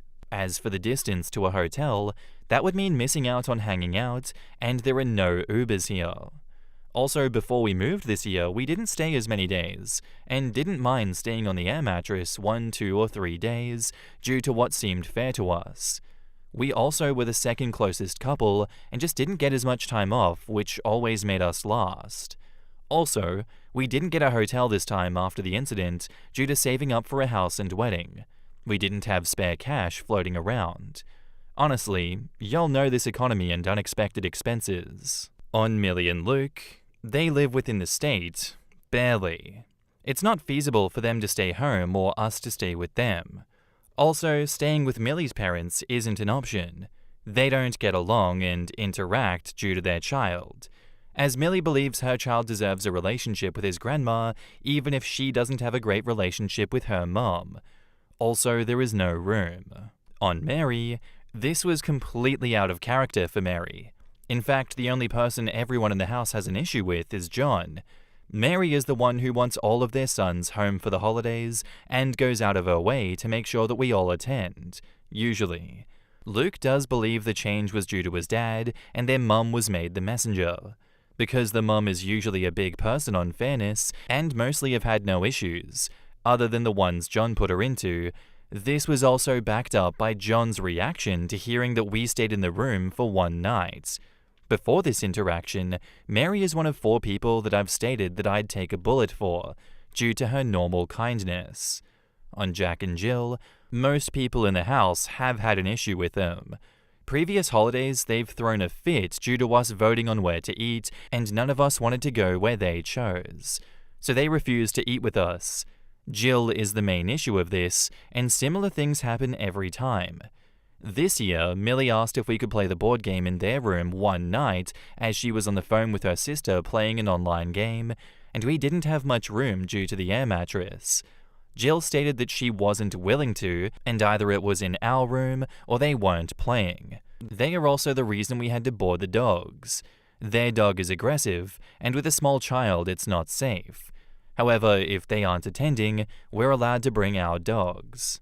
On the chronic illness/pregnancy, for all the comments about pregnancy, Jill is not pregnant. About health reason, Millie has some chronic illness that they're still trying to figure out. Jill used to be on the overweight side but has lost a significant amount in 3 years. I have insomnia. Both Millie and I have bipolar disorder and endometriosis. This is inconvenient due to my period usually hitting during the holidays. In the comments, OP on what happens if Nathan and she are married and having a baby. Are they expected to take the air mattress again if Mary asks for them to come and visit? And OP says, we are only going this Christmas for Millie and Luke's kid. It is his birthday as well, and we don't want to miss it. Nathan finally agreed the hotel was the best plan before he went to bed. If we have a kid, we aren't going anywhere. We've agreed on that part years ago. Honestly, wouldn't trust John around my kid. Mary will be upset as she wants them all home. I really appreciate it. OP on her father-in-law John's whereabouts and his thoughts on who gets to sleep where in the house. Honestly, not sure why he would favor Jack and Jill, to be honest, because he usually has the worst to say about them. We believe it's because the ultimatum they've given about the bed. I just think John has too many red flags. He hasn't been nice to any of the wives or girlfriends, and usually makes inappropriate comments when we're alone. Luke believes that it's something his dad would do, and that his mum was acting really out of character, which I saw as well. And I believe it because when he saw me doing laundry and asked why, I told him that we slept in the bedroom. He did this face that we all make fun of, and proceeded to turn and walk away, and slammed his bedroom door. We all collectively just avoid John, including his sons, due to his disrespectful behavior. He's asked me if I wanted to lick his plate before, as well as make comments about my boobs. Both times Mary has jumped in and told him to stop. He was also really weird when Millie was pregnant, touching her feet a lot and taking tons of photos as she was actively in birth. When they next visited, he was streaming the photos to the TV for the family to see. We weren't there. Just last year, he made a Facebook post stating this: "This morning, I'm thankful for God's many blessings. Mary and kid are asleep in the playpen in the living room. I have 3 sons and 2 daughter-in-laws asleep upstairs. We are safe, warm, and happy. Thank you, Lord." But I was there too. He went out of his way to ask me if I saw his post, so that's why after the situation occurred, we figured out that it was probably John. And OP responds on the Christmas plans when the family gets together again, and telling Mary about the plans. She's gonna know when we get a hotel for Christmas. When she asks, we'll tell her why, and it'll drive home the point when we're not there for Thanksgiving. The sad part is my boyfriend plans on proposing around Christmas, and they'll definitely miss it. I'm gonna suggest doing it when we're out for dinner. In the comments, I'm a Mage Fight Me says, "Whoa, OP really buried the lead about the father-in-law being an absolute piece of shit and literal sex pest. Like damn, Jack and Jill sound annoying, but John sounds downright terrifying to be around. Especially the part where he was taking photos of the sister-in-law giving birth and then streamed them at a holiday get-together. What the hell? I would never show up at that house again after hearing about that. Jesus effing Christ." Yeah, why did that come at the very end? It kind of changes the whole story to know what a creep he is. Probably because the behavior has been normalized to the brothers. Oh, that's just dad, he doesn't mean anything by it. You're overreacting. I'm sorry, why was the creepy and sexually harassing father allowed to be at his daughter-in-law's childbirth and taking photos of her giving birth that she didn't want taken? OP really buried the lead about her father-in-law here. I would not be staying in that house at all. Everyone is being way too casual about his behavior.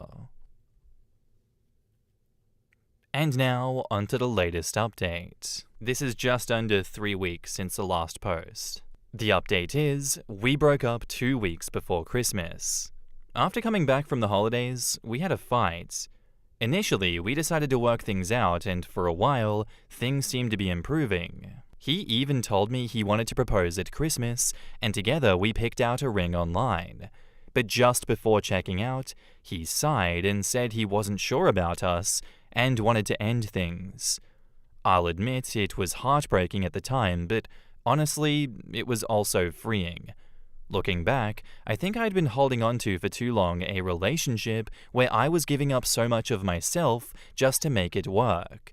Meanwhile, I was the only one working on us. A lot of the comments on my previous post called me a doormat, and while it stung, they weren't wrong. I had been bending over backward for him and his family for years, and this breakup was the wake-up call that I needed. After everything, I moved back to Tennessee to stay with my friends. And yes, I know it's quick, but I've already met someone new. A guy I really like. Some people might say that it's too soon, but I think I checked out of my last relationship long before it ended. While I'm not completely healed from the damage my ex caused, I feel like I'm finally rediscovering myself and what I deserve in a relationship. This Christmas was surprisingly joyful. I spent Christmas Eve with my friends, my new boyfriend, and even got to meet his mom. On Christmas Day, he came with me to meet my family, and it was one of the best holidays that I've had in years. Vancity Marla replies, "Just read this whole saga. Super happy you got out of a relationship you weren't happy in with a family that clearly had some dysfunctional issues, but girl, come on. You're going to go from not being able to stand up for yourself and bending over backwards for a family / your almost fiancé, and were picking out rings when you say you were already checked out of the relationship, into another relationship? Why are you so scared of being alone? Get some therapy and date yourself. This is the exact situation so many women end up in abusive relationships. Left one relationship they were a doormat in, moved and uprooted their lives, then bam, here's this once-in-a-lifetime love bomber who they throw themselves into instead of dealing with all of the shit that got them into where they were at the end of their last relationship. Love yourself instead. Everyone is saying it's too soon because it is. With your clear personality type / flaws, this is going to be another few years of absolute disaster. And OP replies, 1. I've wasted 6 years on this relationship, and I deserve a chance to be happy in one when I choose to be in one. 2. I've regularly been in therapy for 3 years. I'm aware of issues I have and consistently have worked and improved on them. 3. I know exactly what got me in that situation, and we've been on the rocks for 1.5 years. Things became rocky due to me standing up for myself and enforcing boundaries. It was my fault for believing that he would change after he would for a short period of time, which kept me in this cycle. Some things weren't clear to me due to my distance with friends and family and being stuck in this cycle. It took the cycle ending to truly appreciate how much I had been through unfairly. 4. I do love myself, either in a relationship or not. While often too kind and forgiving a person, I would rather accept that and its consequences sometimes instead of being jaded. I enjoy the type of person I am. 5. I'm taking it slow with this guy. I do really like him though. He knows what I've been through, and I know his history. I don't believe in rebounds, and will only date if I can see a possible future with someone. I did not latch on to the first person who showed me any interest. He is giving me space to work through any lingering issues, while we both also want to spend time together. He has gone through something quite similar over a year ago, so he understood what I was going through. And I don't hold back on my stance or feelings on anything around him, because if I scare him off, it wasn't meant to be. I also have a support system this time around to warn me of any red flags or issues I may have been overlooking and are willing to step in and speak to me about it. We also have the same goals and outlook on life and want the same things in the future. And 6, your points are valid. And I can see where you're coming from. However, despite me trying to put a good amount of info in a text post, it'll never fully answer enough questions to see the full picture of things. I felt ready to move on quicker than most, but every person and situation is different. Everyone moves on at different paces. I hope this situation ends well, but no one can ever guarantee that. It's a chance I'm willing to take. My ex and I had a perfect relationship for 2.5 years. I'm not going to hold myself back and fear everything for the chance that it may happen again. This is a lot to happen in under 3 weeks' time, Jesus. We go from the shitty house situation to creepy John, and then the breakup happening? Christ, OP. Maybe you do need to be single for a little bit. There's a lot that's going on there. That's just my personal take on things. It feels like you're ping-ponging back and forth with a lot of craziness during the holiday season. I don't know about all that. Good luck going forward. Thank you for the clarification and everything. But it sounds like you have a little bit of a hot girl situation right now. I can respect that, absolutely. You do what is best for you. And as always, thank you for the story. I hope everything works out there for you. Am I the asshole for ending a work friendship over a misunderstanding? I've been working at a job for a few months, and I generally got along with everyone except Paul. Screw you, Paul. However, one guy, I'm gonna call him B, recognized an anime keychain that I had, and we bonded over that, and he kinda became my work friend. We hung out on breaks, and after work, brought each other food and shit like that. Things were cool.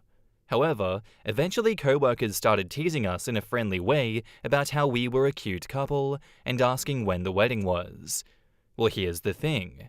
I'm lesbian, and B for sure knew that, as at several points I told him about how weird it was between me and my siblings after I came out, and he had even met a girl that I was seeing. I just let stuff slide, because I figured since I'm gay, he would know that I wasn't into him. Fast forward, after a while, I'm at a local anime convention and I see a figure of his favorite character. It's pretty pricey, but since his birthday was coming up, I figured no big deal. The time comes for me to give it to him, and I expect him to be overjoyed, but he looked almost sad. I asked him what was wrong, and he basically gave me some stuff like he wanted to just be friends, and he wasn't into me like that. Upon me questioning, I found out he meant romantically. I was confused, but at that time I just reminded him that I'm gay and had no interest in him like that either. He was relieved, and I thought we were cool, but the more I thought about it and let it sit, the more weirded out I got by the whole thing. He knew I was gay. Like, there really was no room for confusion outside of taking the coworker teasing seriously. But the thought of that annoyed me. It made me doubt a lot. Like, had he been taking everything I had done for him that way? Since then, I have, for lack of a better term, emotionally ghosted him. If he messages me, I'll reply, but I'll be very flat in my responses, single-word replies. I take my lunches with other people and avoid him unless it's for work. At one point, he asked what happened to our friendship, to which I responded, "Sorry, I'm just not into you like that." Which was admittedly really petty, but I feel like either he was ignoring me being gay to give himself an ego boost of thinking I was into him, or just never cared. I just want to know if I'm an asshole for not wanting to continue the friendship after that, even if he didn't mean to hurt me. In the comments, Can't Stop Won't Stop 83 says, "Not the asshole. I'm super confused why he thought a lesbian wanted to date him. Is he confused on the difference between a lesbian and a bisexual? I'm not sure it's so serious and offensive that you need to end the friendship entirely, but that's totally up to you based on how you feel about the situation. Maybe you should talk to him about why the hell he would think that. Get some closure on the situation, perhaps." And OP says, "To explain, it made me feel like he was ignoring major aspects of who I am for whatever reason. So I'm kind of confused as to who he thought he was friends with. Like, when I was with my now ex-girlfriend, was he still thinking I was into him? It just makes the whole thing weird. I might talk to him just to get some answers, but I can't see myself hanging out with him anymore." OP clarifies if the friend knew that she was a lesbian. 1. The friend witnessed it. OP says, "It was a girl, we were intimate, we were affectionate, we kissed in public, he saw it numerous times, but we were super casual." And 2. OP told him, "I said I was lesbian once. I shouldn't have to keep clarifying it to make sure he doesn't get confused." Your comment to him was petty, but Jesus, how dense is this guy? He's met your girlfriend. I cringed for you reading that. I've had similar experiences, and I've never wanted to be friends with them after. How can you ignore someone being a whole lesbian? You're the asshole. Sounds like he hadn't really digested that you were a lesbian and saw you buying an expensive gift for him as a romantic move. He wasn't even an asshole about it. He's probably still being teased and bullied about you two, or maybe he was upset that your friendship was about to change completely. Friend zoning tends to do that. I don't see how in any way he's an asshole here, besides not graciously accepting a gift, and you've gone overboard with your petty, childish reaction. And C Snowrun31 replies, "If you're a lesbian and have introduced him to your girlfriend, it is literally impossible to friend zone a male. In order to friend zone him, it would mean that there was a possibility of sexual context, which there never was, as that was explained from the get-go. And even if this was the case, the fact that she bought him a gift, he should have said thank you, not, oh, guess I have to turn her down because she's not my type, because that will make my ego feel better. You sound just like the dude that she was friends with. Lesbian just means challenge to you." I can see why girls don't bother being friends with guys sometimes, when being this dense is seen as normal. OP is already in a relationship with a woman. OP also told friend she was lesbian. There are no viable reasons to why said friend would think the gift is a romantic gesture in the slightest. Yeah, for my take on this, what? He's ignoring the fact that she's in a relationship. Oh no, I'm so sad that you friend-zoned me. I can't because this is a romantic gesture. What is wrong with you? Did someone drop him on his head as a baby? How did you come to that conclusion, you absolute moron? If he can't digest the fact that she's a lesbian, he's a dickhead. She literally told him she's a lesbian and in a relationship. What does the workplace bullying have to do with him thinking that she's into him and then being dejected and sad about it? He's either way up his own ass, he's homophobic, or he's just ridiculously dense. I don't see any other justification, and I don't know how OP is an asshole in this instance. And if you want to say, oh, he misread the situation, you jump to the worst conclusion as well. Genuinely how? You told him that you're in a relationship with a woman. You can buy expensive gifts for a friend if you're chill with that friend. We don't always have to think with our cocks, like, please. Not the asshole, OP. And now, on to the update. I texted him back telling him that I wanted to talk to him about what happened, and we agreed to meet up at work the following Monday. Monday rolls around, and he's a no-show. Decided not to hold this against him, and we rescheduled for Tuesday. Tuesday he shows up and we sit down to talk. I would be lying if I said that I didn't want to just start talking about the recent Attack on Titan chapter, but I don't want him to think that everything is fine, only to then pull the rug out. So I flat out told him everything, meaning that I am gay and how he acted really hurt me. All he said to that was, well, it shouldn't have. I showed him the thread and let him read through all of your comments, even the ones that disagreed with me. He scoffed a few times, which also set me off, but I was determined to earn that retroactive not the asshole judgment, so I held back. After he was done, he handed me my phone and said a very half-assed "sorry" and then walked away. I assumed that was that and hoped I gave him closure, or whatever, but he didn't seem to really want to apologize or rekindle the friendship, and to be honest, neither did I, so I assumed that was the end. Until 2 days later, when I was called into my boss's office because he decided to tell the HR department I was posting all of this online. I was asked to show the thread, which I complied with, and he read through it himself. He then told me to leave the room. I'm unsure what was said during this time, but I did hear my ex-friend raising his voice a few times. Afterwards, he exits the room, glares at me, and I'm called back in. I get grilled about the whole situation. Mainly, he's asking me exactly what happened. I answered everything honestly.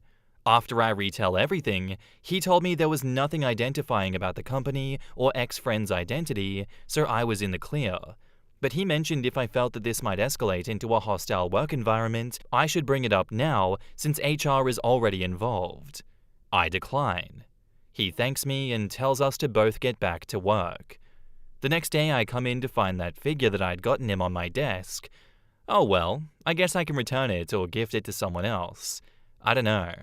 In the comments, Coming in the Nile says, "Clearly, gay women are lusting over average anime nerds. God, what universe is that guy living in?"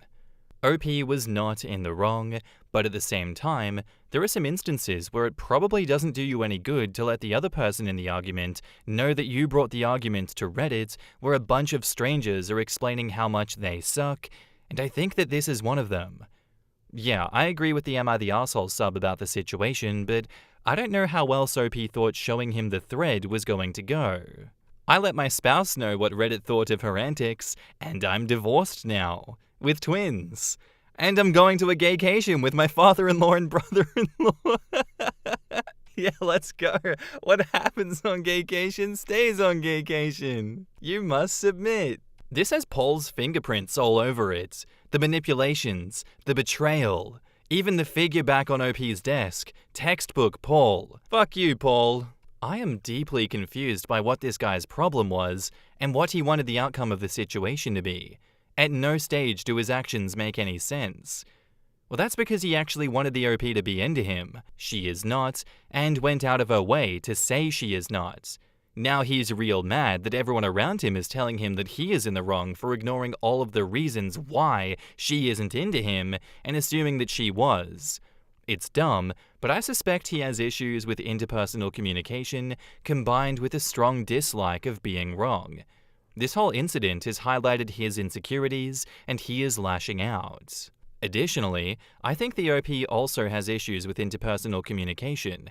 That's why she showed him the Reddit thread, because she thought other people could articulate what she felt better than she could.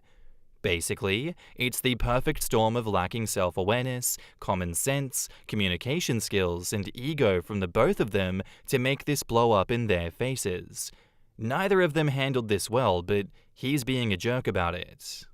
Yeah, I don't think that it's a good idea to show someone the Reddit thread, especially if half of those people are attacking him personally and the other half are completely agreeing with him. But I really need HR to weigh in on that post and decide if OP was "you're the arsehole" or not the arsehole, because at this point, why not? You know, HR's already involved, as they said. Let's get their opinion on this one. I still think that he's an arsehole for what he's done, but I can blame OP for being clueless. In the future, guys, if you're having an argument with someone and you do an Am I the Arsehole post on them, don't show them the post. Please. It's not a good idea.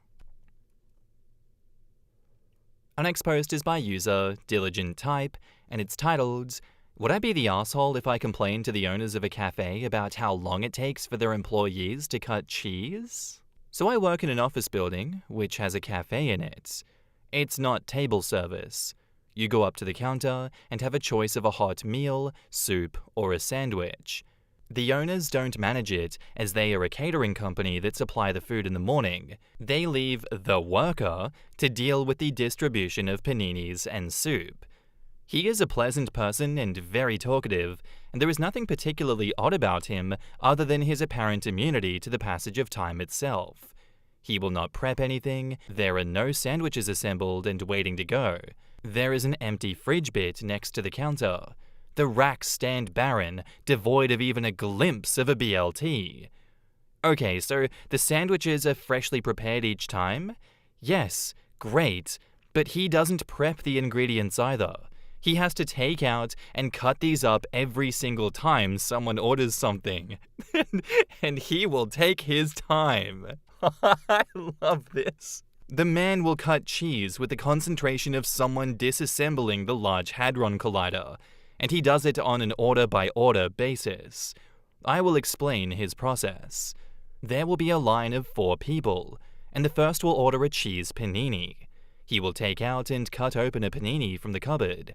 He will open the fridge, take out the 5-kilogram block of cheese, unwrap it, cut 3 slices with the aching determination of a man clinging to the last trace of his self-control, re-wrap the cheese, and place the cheese in the fridge. He will turn on the panini maker.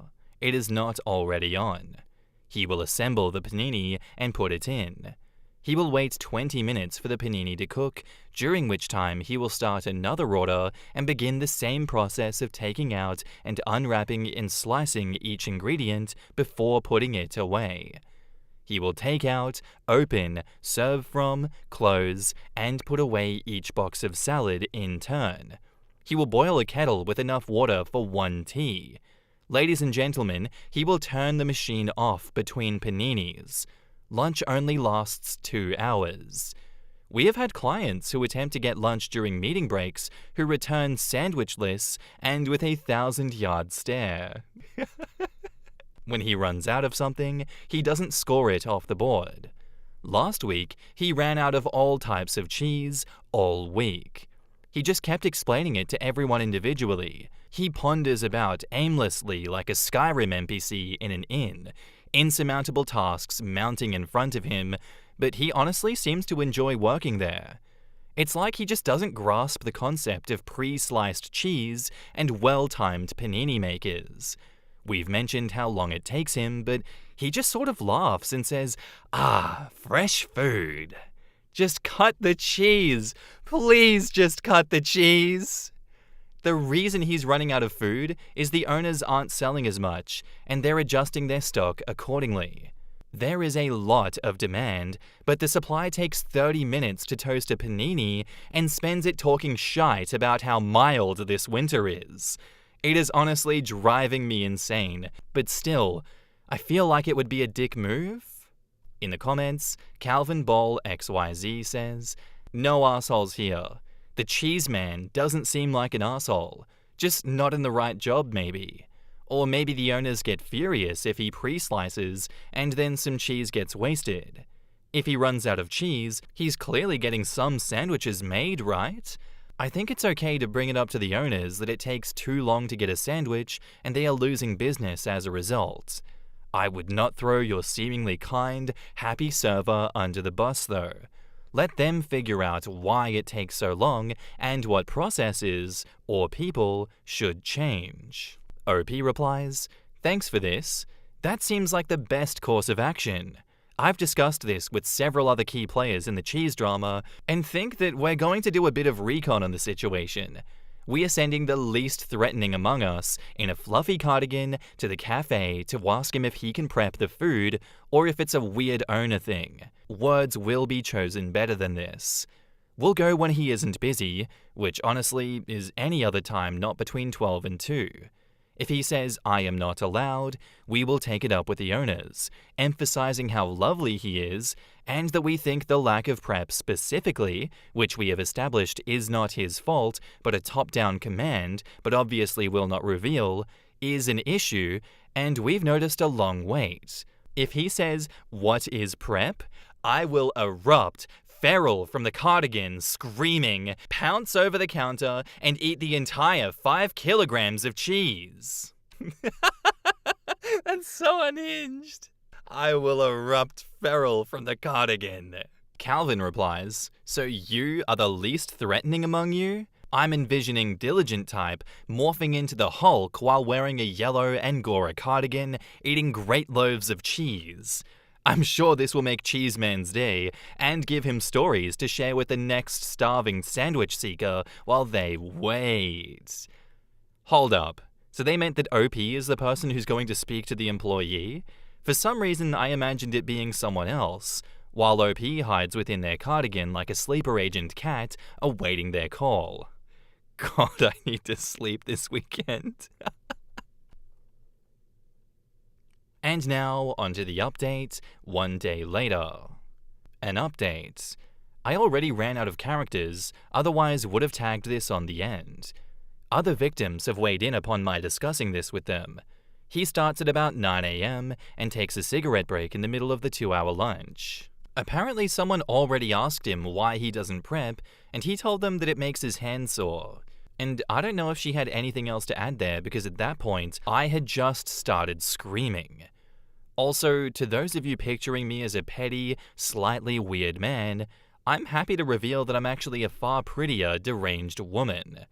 Also, I need to stop milking it now because my exasperated boyfriend keeps asking me if I keep going quiet because I'm thinking about this post, and it's true. I'm ruining Saturday. Going to bring it up kindly with a view to helping and supporting as per cardigan plan below, regardless. Also, thank you for all the awards, holy shit. And on to update 2, 1 year later. So I didn't update further, as it felt like I was really milking the attention and being a bit insufferable, but that was probably somewhat my own anxiety about suddenly getting more than the attention of 3 people. I don't know if posting one here is okay. It probably is weird to do so too, but just as you were interested. So basically, I think the thing I failed to convey accurately was that the complaint was on behalf of everyone. Like, I wasn't routinely forgetting lunch, but we all do sometimes. And when you have an office of 40, that affects someone every day. Also affected our clients who visited, etc. Ultimately, my boss ended up complaining after the guy went for another cigarette break at exactly 1 PM. But it was constructive and nice, and the guy ended up getting extra training, and the owner came in to assist at lunch and stuff. However, shit started getting crazy with COVID, so the focus kind of went away. We went into lockdown a few weeks after, if I remember correctly, and haven't been back in the building in over a year. Hopefully soon though. But at this point, I'm kind of dreading it, as it means that I need to spend money on new clothes. I have gained so much weight in lockdown that when I put on a bra and pants, I look like sausage links. The guy has a different job now in a call center, presumably costing them thousands in calls per minute due to his glacially chilled pace. So I don't know if the cafe will even be open when we go back. Also, there were a few comments that the guy may have had autism. I don't know. I have a few friends with autism, and I used to work as both a teacher and a support worker, so I know a lot of people with autism. I appreciate I don't know for certain, but I don't think he had it. I think he just didn't care that much / wasn't really suited to hospitality.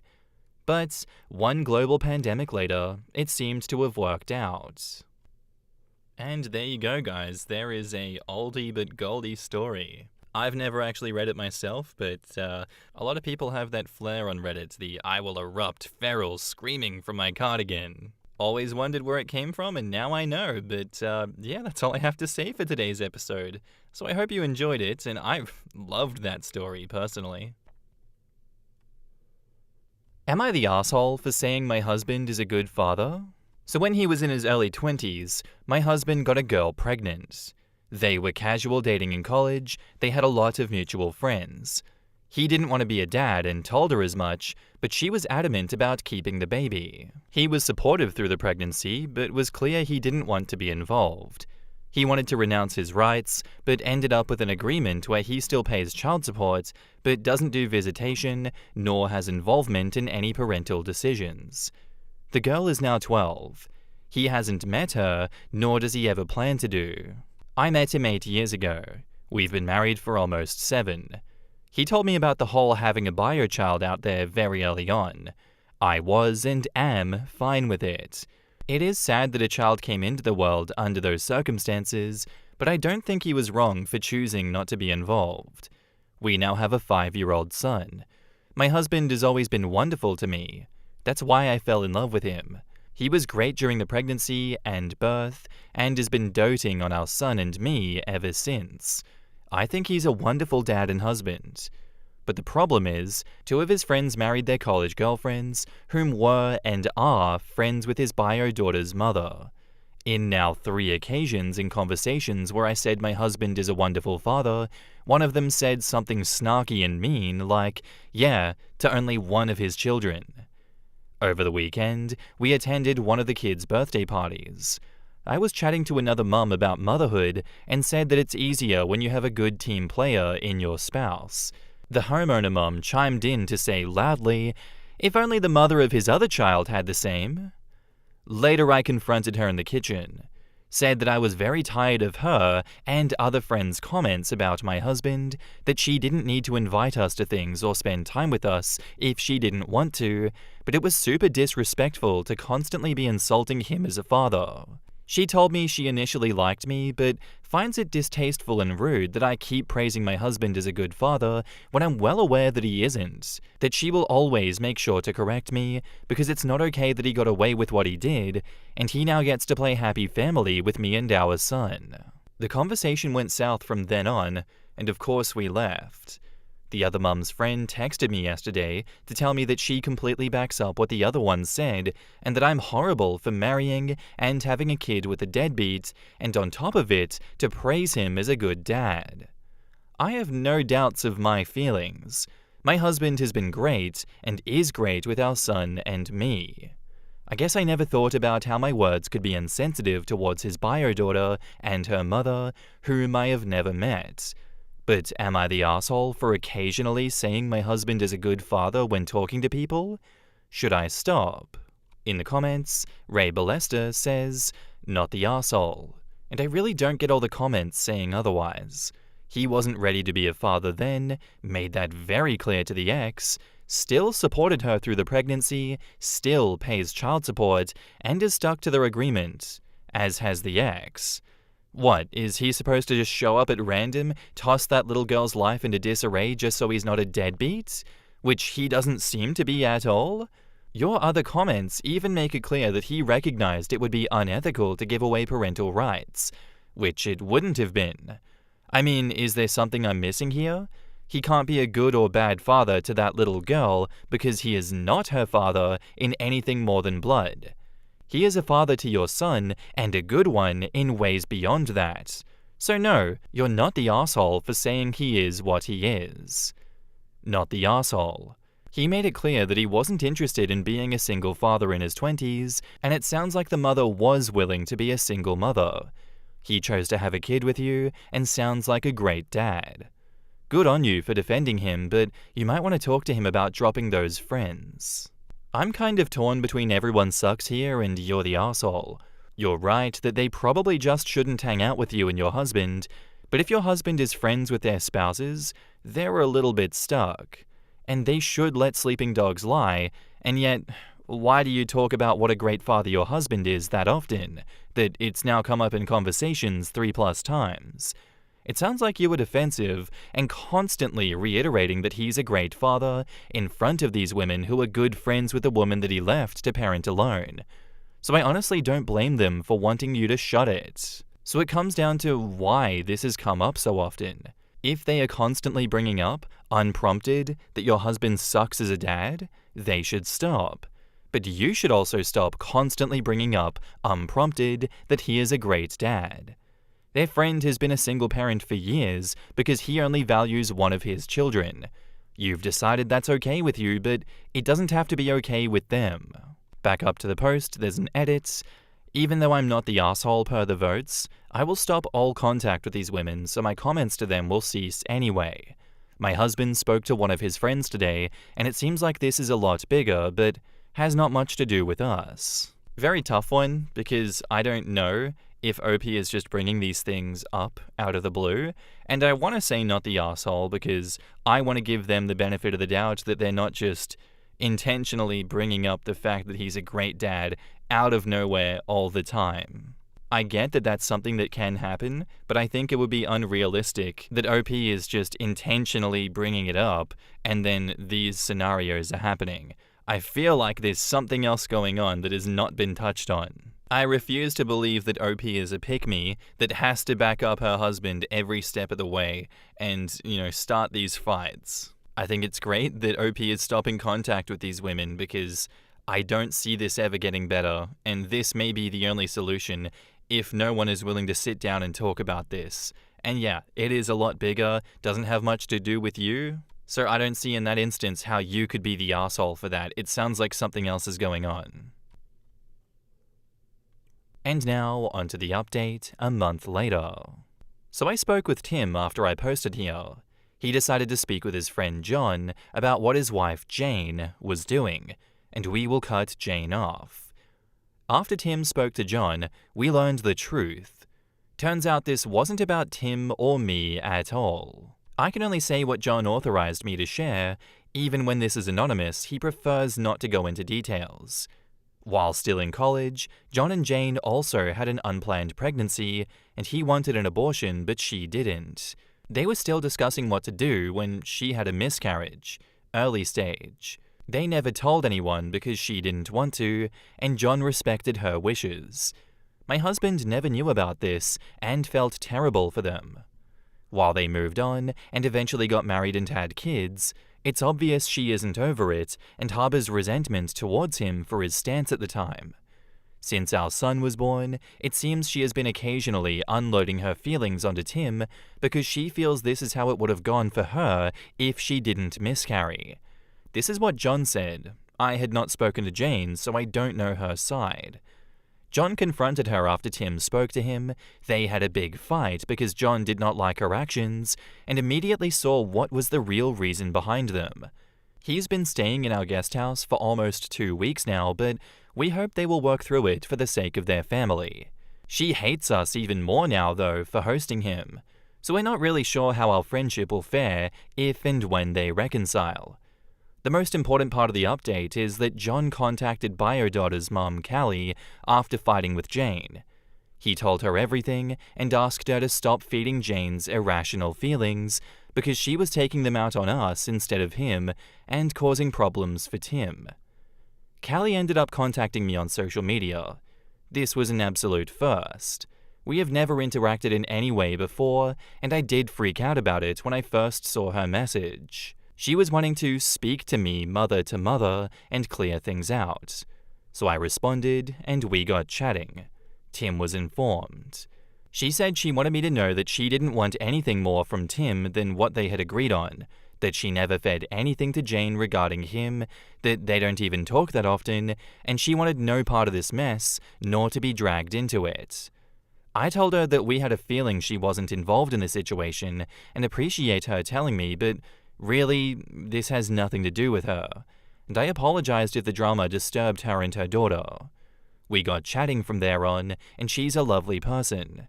She is married, and her husband Sal has been in their daughter Ellie's life since she was about 2. She calls him Dad. They also have a younger daughter together. She knew about Tim being married to me and about us having a son because apparently Jane shared those things with her despite her telling her that she had no interest in hearing about him. So I updated Tim of my chats with Callie all along. After some reflection and back and forths, we ended up having a video call, just the 4 of us. Tim and I, Callie and Sal, just this past weekend.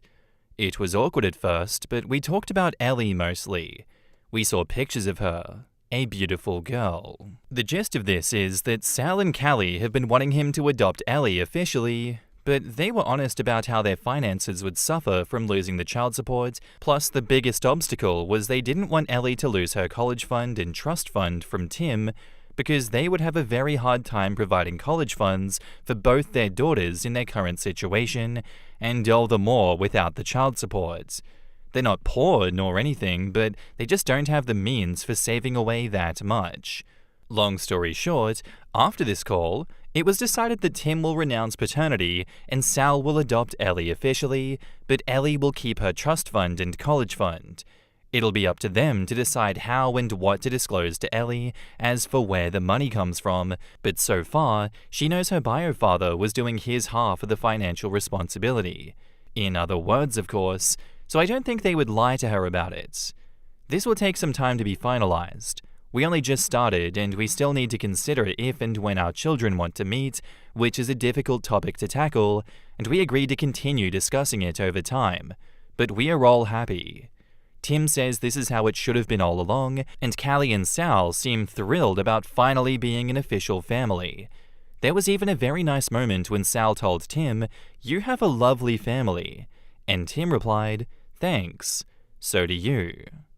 So thanks, Reddit. If I hadn't posted here, maybe none of this would be happening. In the comments, quote, "John did not like her actions and immediately saw what was the real reason behind them. He is staying in our guest house for almost 2 weeks now." Some posters come from other cultures, others merely come from very different economic classes than the one that I'm in. I don't want to think whether the guest house is larger than my apartment. I guess the updates give away how much money the OP and her husband have. Child support sounds substantial, and then there's the college and trust fund. Many people will be able to save some money for a college fund, but most won't have a trust unless there is some significant financial backing behind it. Every time I read someone talking about their guest house or basement apartment they're renting out or letting family live in, or 5-bedroom house, I take a minute to look around my studio apartment and remind myself how much easier it is to keep 400 square feet clean. Well, at least the crash and burn of those friendships ended up being the domino effect that's going to let Sal adopt Callie. Silver linings. Well, he's adopting Ellie, Callie is his wife, but yeah, at least the two normal couples communicated and found a solution to the only problem they had.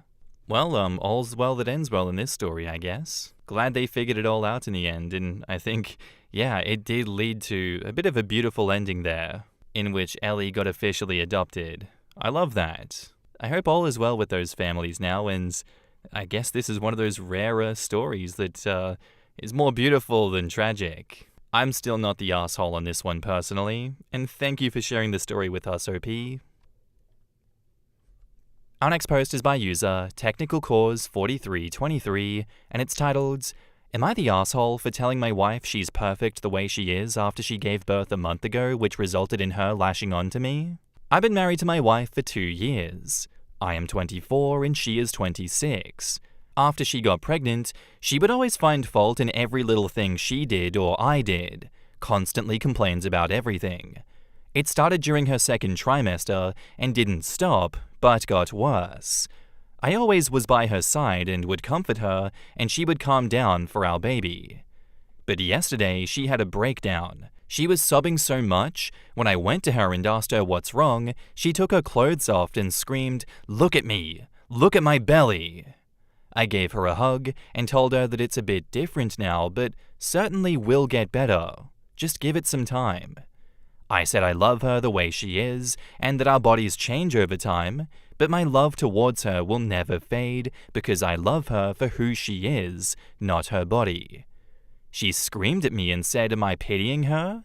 Am I enjoying the way that she and her body is? Do I want an ugly wife?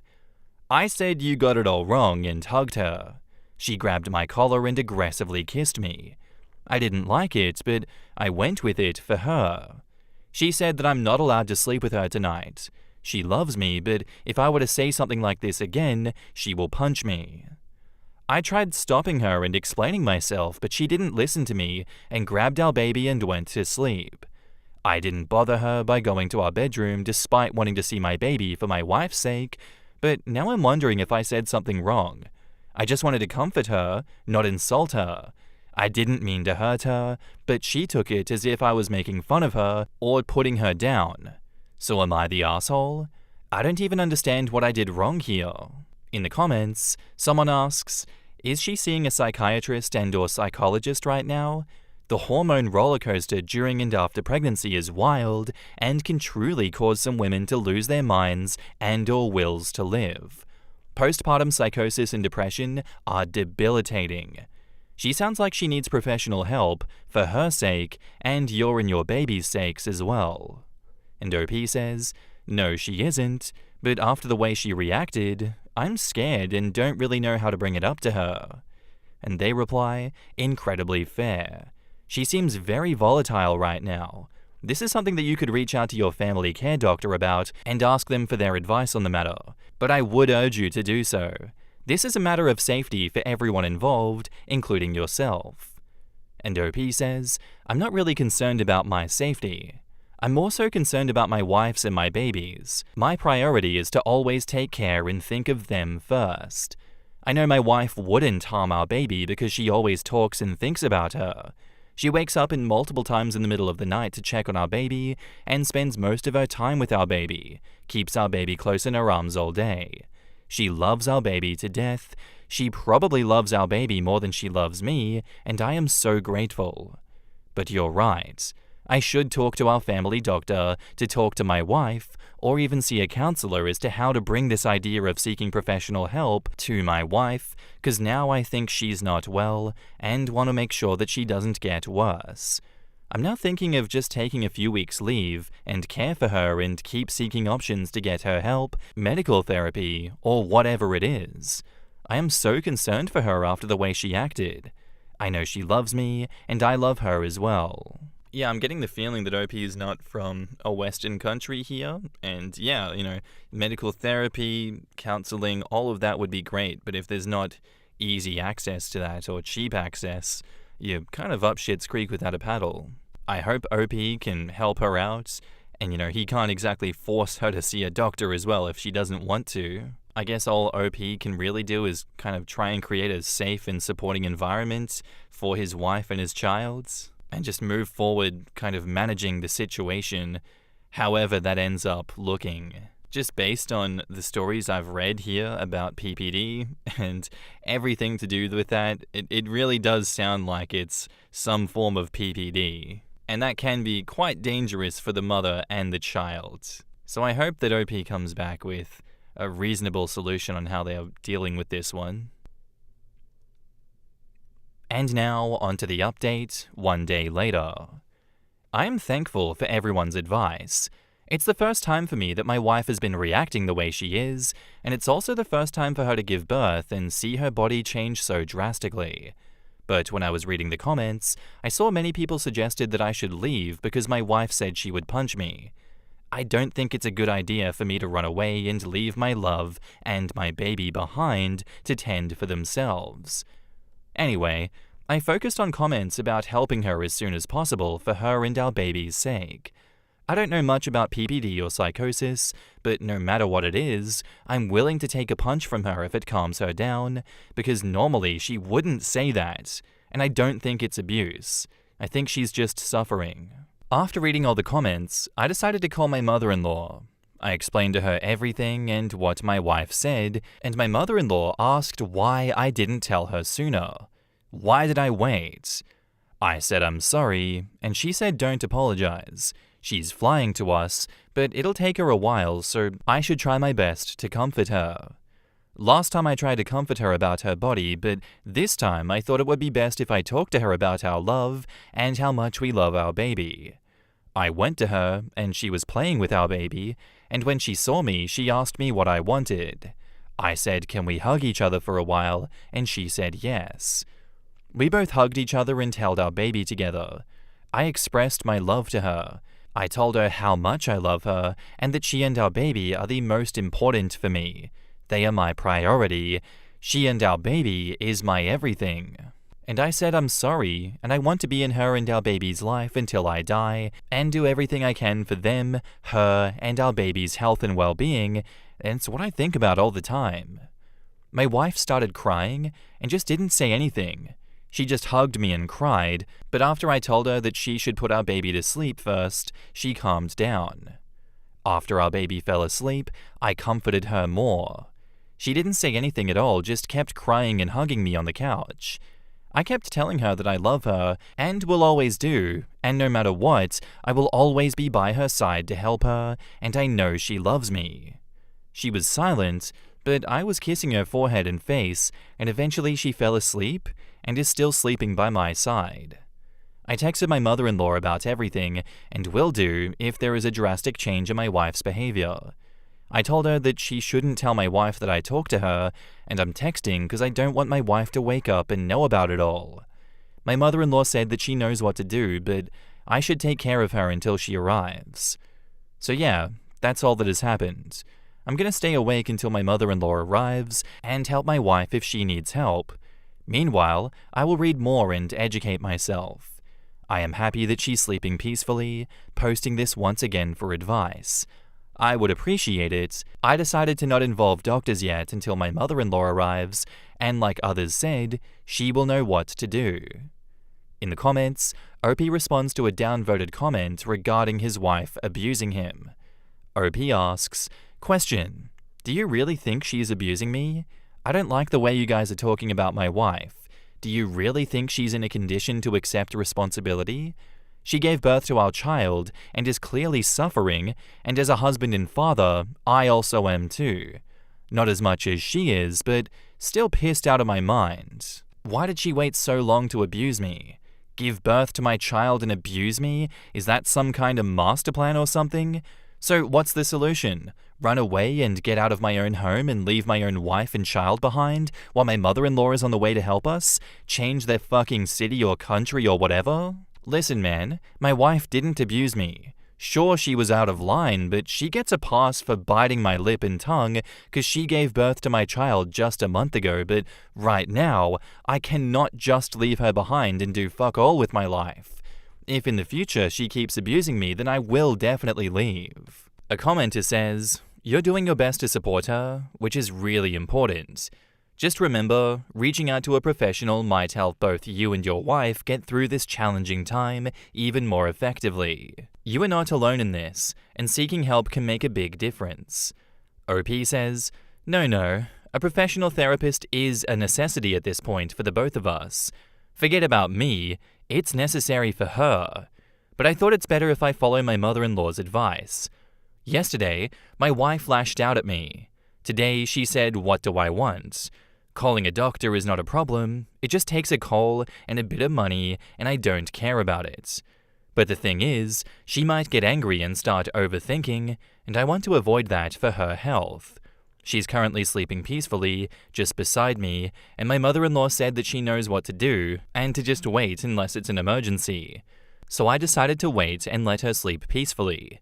It's not that I don't want her to get help from a professional, it's I don't know how to bring it up to her, and I want her to sleep unless there's an emergency. Her mother knows way more than my wife and I do, and I decided to trust her judgment and wait. OP responds to on waiting until his mother-in-law arrives before getting the doctor involved with his wife's care. OP says, "You are a nurse. You are far more experienced than I could ever possibly be. As ignorant and stupid as I am about what my wife is going through, I decided not to call a doctor after my wife yesterday lashed out at me and her reaction today when she asked me what do I want. My mother-in-law is no therapist, but as best as my judgment can be at this moment, I thought she can handle this situation far better than I can. A woman in her 50s knows far more than I do. I was thinking that my wife would lash onto me and complain that I called the doctors on her. My mother-in-law would be with us before my wife wakes up, so I thought that she can talk to her way better than I can. I also want to sleep, and I'm exhausted, but I won't. She and our baby come first for me. Maybe naive, stupid, ignorant, or whatever, I just tried my best. One wrong word from me, and it will piss her off even more, is what I thought. And you said she might get better in a week, which means it might take even longer? That's absolutely effing terrifying. I think she will. She has to. If not for me, then for our baby.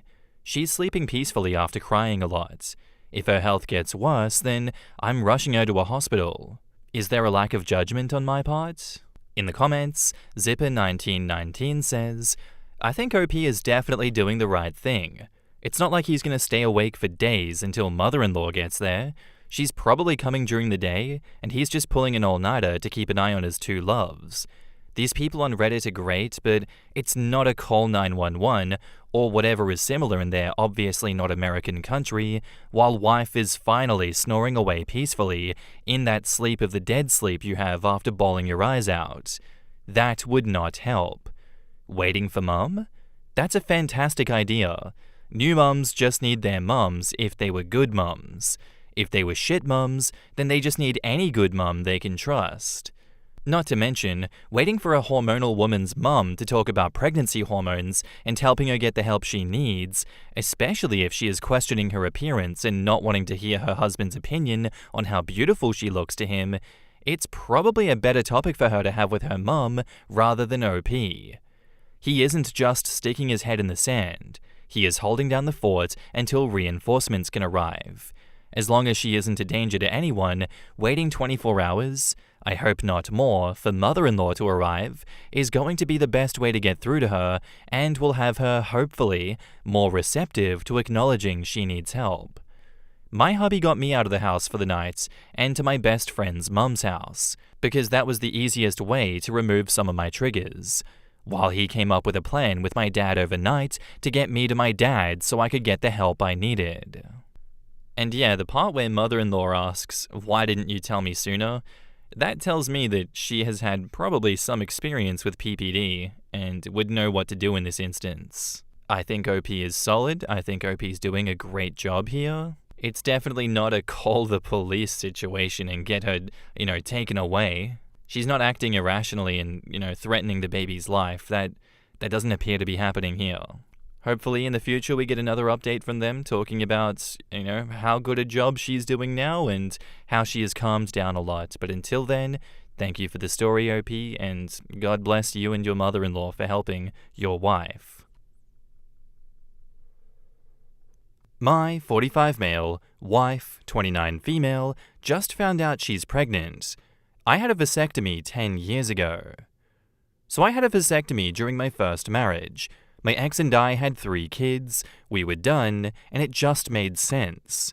I got married last year after 3 years of dating. My wife has never given me any indication to believe that she is cheating. In fact, she's an extremely loyal, attentive spouse. To top it all off, I work from home. I literally don't know when she would have the time to have an affair unless she was doing it at work. We always have our locations on our iPhones, and I've noticed no secretive or suspicious behavior.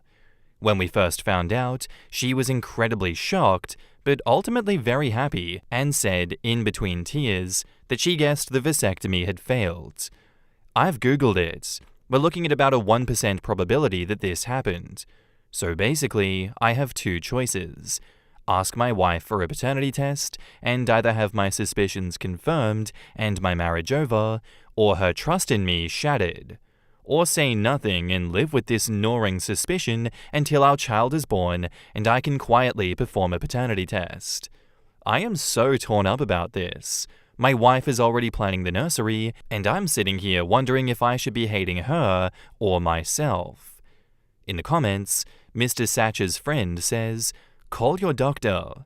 They should be able to do a sperm count and tell you if you're even remotely fertile. Wait for those results before confronting her." OP replies, "Yeah, this is absolutely the thing to do. I've been so stressed out and shocked that I haven't been thinking clearly." Altruistic Yellow replies, "Yeah, a doctor can confirm if your body is capable of impregnating anyone.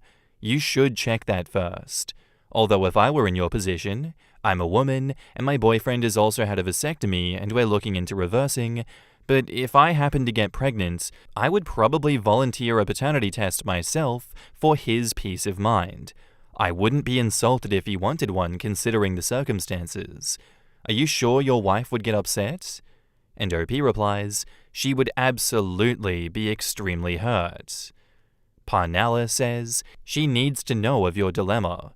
If that in itself is a problem, then that's a real problem." And OP replies, "I'm not going to put that kind of stress on her.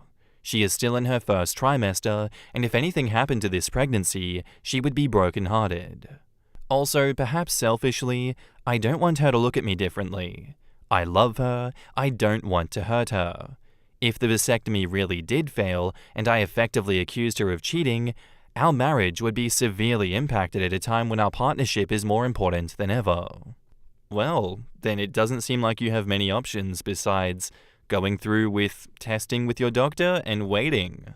I think that it would be stupid to be so hasty as to ask for a paternity test right now and damage your relationship when there are other avenues you can try first that won't hurt her and hurt you. So I think you know what your answer is. Not the asshole. And now, onto the update 1 month later. Hello all. A few of you might remember my last post. My wife found out she was pregnant unexpectedly, and I, having had a vasectomy 10 years ago, couldn't get over the suspicion of cheating. I took everyone's advice and got the vasectomy checked. Lo and behold, my doctor tells me my sperm count is very low, but still there are sperm present. It explains why we've been having unprotected sex for years and never had a problem, but also why my wife is now pregnant. I was equal parts relieved and ashamed of myself. My wife is a wonderful person, and she shows me every single day how much I mean to her. And I suspected her of cheating before I suspected an issue with the vasectomy? I have thought about coming clean to my wife and telling her what I did, but on the other hand, she is so happy and excited. She is showing quite a bit now, and everywhere we go, people tell her that she is glowing. Our relationship is the best it's ever been, and I don't think it's right to burst her bubble to alleviate my own guilt. All I can do is be the best husband I can to her through this pregnancy and get ready to be a dad at 46. Thanks to everyone for their suggestions. I just wish I had thought of it myself before jumping to horrible conclusions. I thought I should post an update. And in the comments, D5509 says, "It's perfectly understandable to suspect cheating. You've had a vasectomy for over a decade and there have been no pregnancies. It's perfectly logical. You shouldn't beat yourself up over it. Most people in your situation would have thought the exact same thing. To your credit, you didn't flip out and accuse her. It seems like she has no idea you suspected cheating, and I don't think that there's a need to come clean if she's happy and you can let go of the guilt.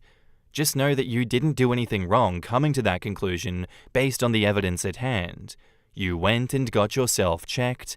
Now you can feel good about the situation. Congratulations and good luck." And OP says, "I appreciate that. My kids are all teens and are so excited for the baby as well. It's a truly happy time for my family, and I just want to keep that joy going." Whew, that sounds like an emotional roller coaster. I'm glad it all worked out. Congrats on the new baby. And OP says, "Thank you very much. We just found out it's a girl." And Dimitri K says, "Thanks for the update and congratulations. I think it's okay to be honest with your wife about how you felt and that you had to get checked out. Would you get snipped again?" And OP says, "Maybe eventually, but right now I want to focus on us. When we met, I told my wife that kids were off the table. At the time, she was rather ambivalent to having them, so it wasn't a hard condition to accept. But now that she's pregnant though, and I see the joy that it brings her, I'm so happy this happened, and I was able to give her this. That being said, absolutely going to get re-snipped after the baby is born." Great reminder that it's important to get the follow-up check after a vasectomy. I wonder how many of those there are. Dude says he got it done 10 years ago. If I were him, I'd probably also assume everything was fine by that point. I feel like it's logical to, assume everything's fine, because who thinks that it's going to reattach itself like that, especially if it's been 10 years. You'd think it'd happen sooner, but hey, that's life. Glad that it all worked out like this, and his spiraling didn't go, too crazy, and we get a more crazy story out of it, so thank you, OP, for having a level-headed head. And thank you for the story. My husband is addicted to Adderall. I feel so stupid for not noticing. He got a promotion at work, and I thought he was excited and productive because of that. He doesn't have ADHD, but he started buying Adderall from a friend so he could do better at work. The tipping point came when his sister-in-law caught him stealing her legally prescribed Adderall because he didn't have any of the ones that he bought from his friend left, and he needed a fix. His brother told him he needed to tell me and get help. He said he would, but he didn't. He tried to go to the doctor to get his own prescription, but the doctor didn't believe him or saw through it and denied it. His plan was to go to multiple doctors and get multiple prescriptions, but he couldn't find a doctor to prescribe it, and he didn't know that prescriptions are tracked, so him getting multiple ones would have been noticed. I finally found out when he had another fight with his brother, and his brother told me. My husband agreed to get help. He admitted to me and his brother that he was considering robbing a pharmacy to get it, and that was a huge shock that he was considering armed robbery. He's never even been arrested before.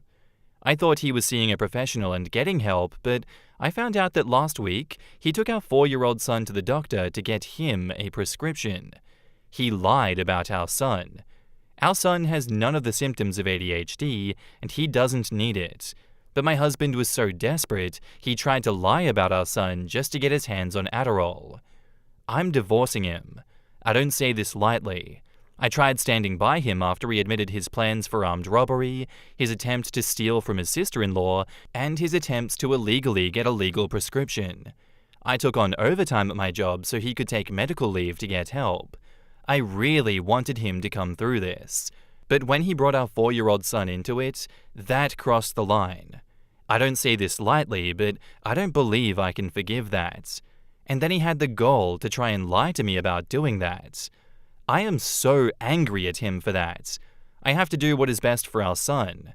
I feel alone because besides his brother and sister-in-law, no one knows, and they're about to do a pre-planned move for their jobs that's been in the works since last year, and they won't be nearby anymore. Sorry for my rambling, but no one knows, and it's hard.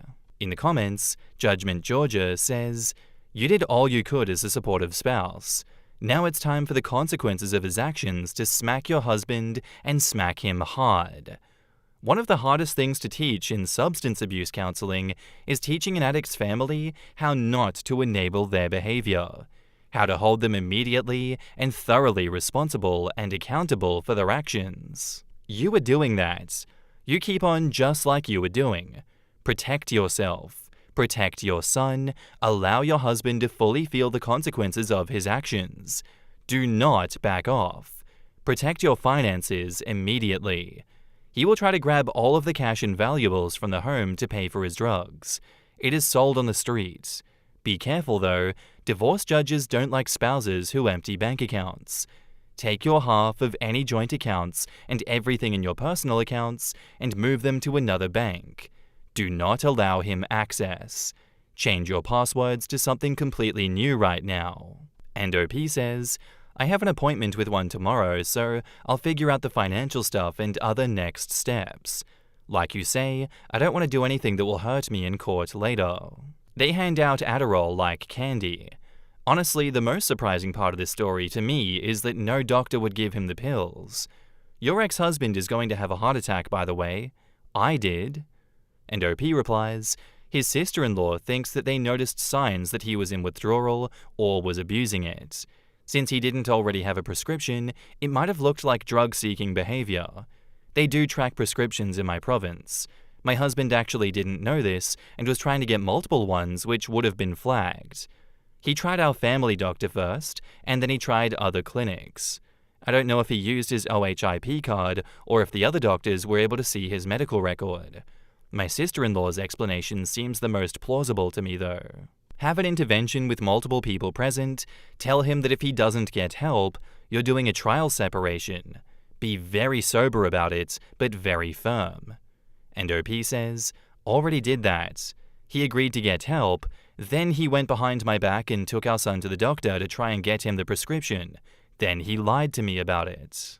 I don't know what to say in this instance. I think you just have to get your son as much help as possible. Therapy, absolutely, when you're dealing with an addict. Protect yourself as much as possible. Protect your family as much as possible. Take all of the advice that people are giving you here and changing everything and locking up your finances. I'm sorry that he's putting you through that, OP, and I hope that you come out on the other side, safe. And now, onto the update, 2 years later. The last couple of years have been a roller coaster, but everything is settled, and my son and I are in a good place now. I want to thank the people who left supportive comments on my original post. I was surprised to receive some negative comments and DMs accusing me of being an addict, cheating on my now ex-husband, or saying I was after his money. But mostly everyone was supportive, and I can't thank you all enough. I was going through a really dark time, and your comments helped. I did divorce him. I did end up owing some spousal support, but I elected to pay it in a lump sum when things were finalized.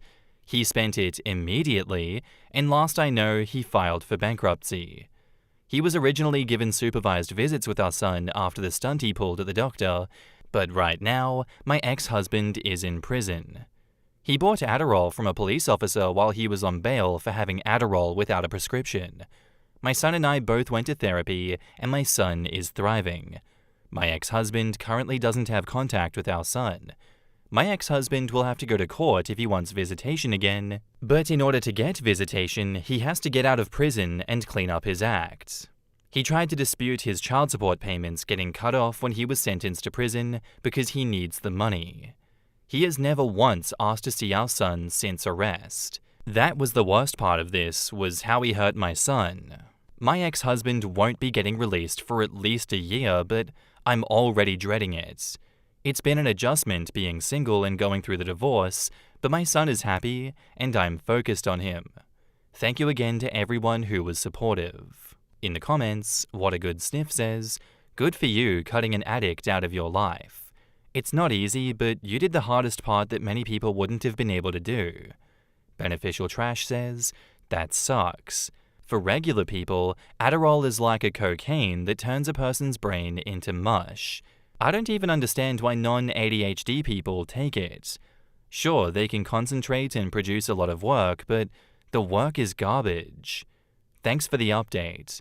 You are focusing on your son, and you know that's all you need to do."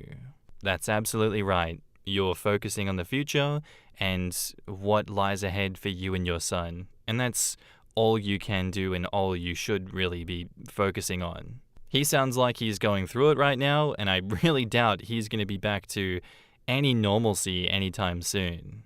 Addiction hurts us all, and it sucks to see the person that, you once loved going through addiction like that. It's not easy, and I'm sure most people can relate in some way or another.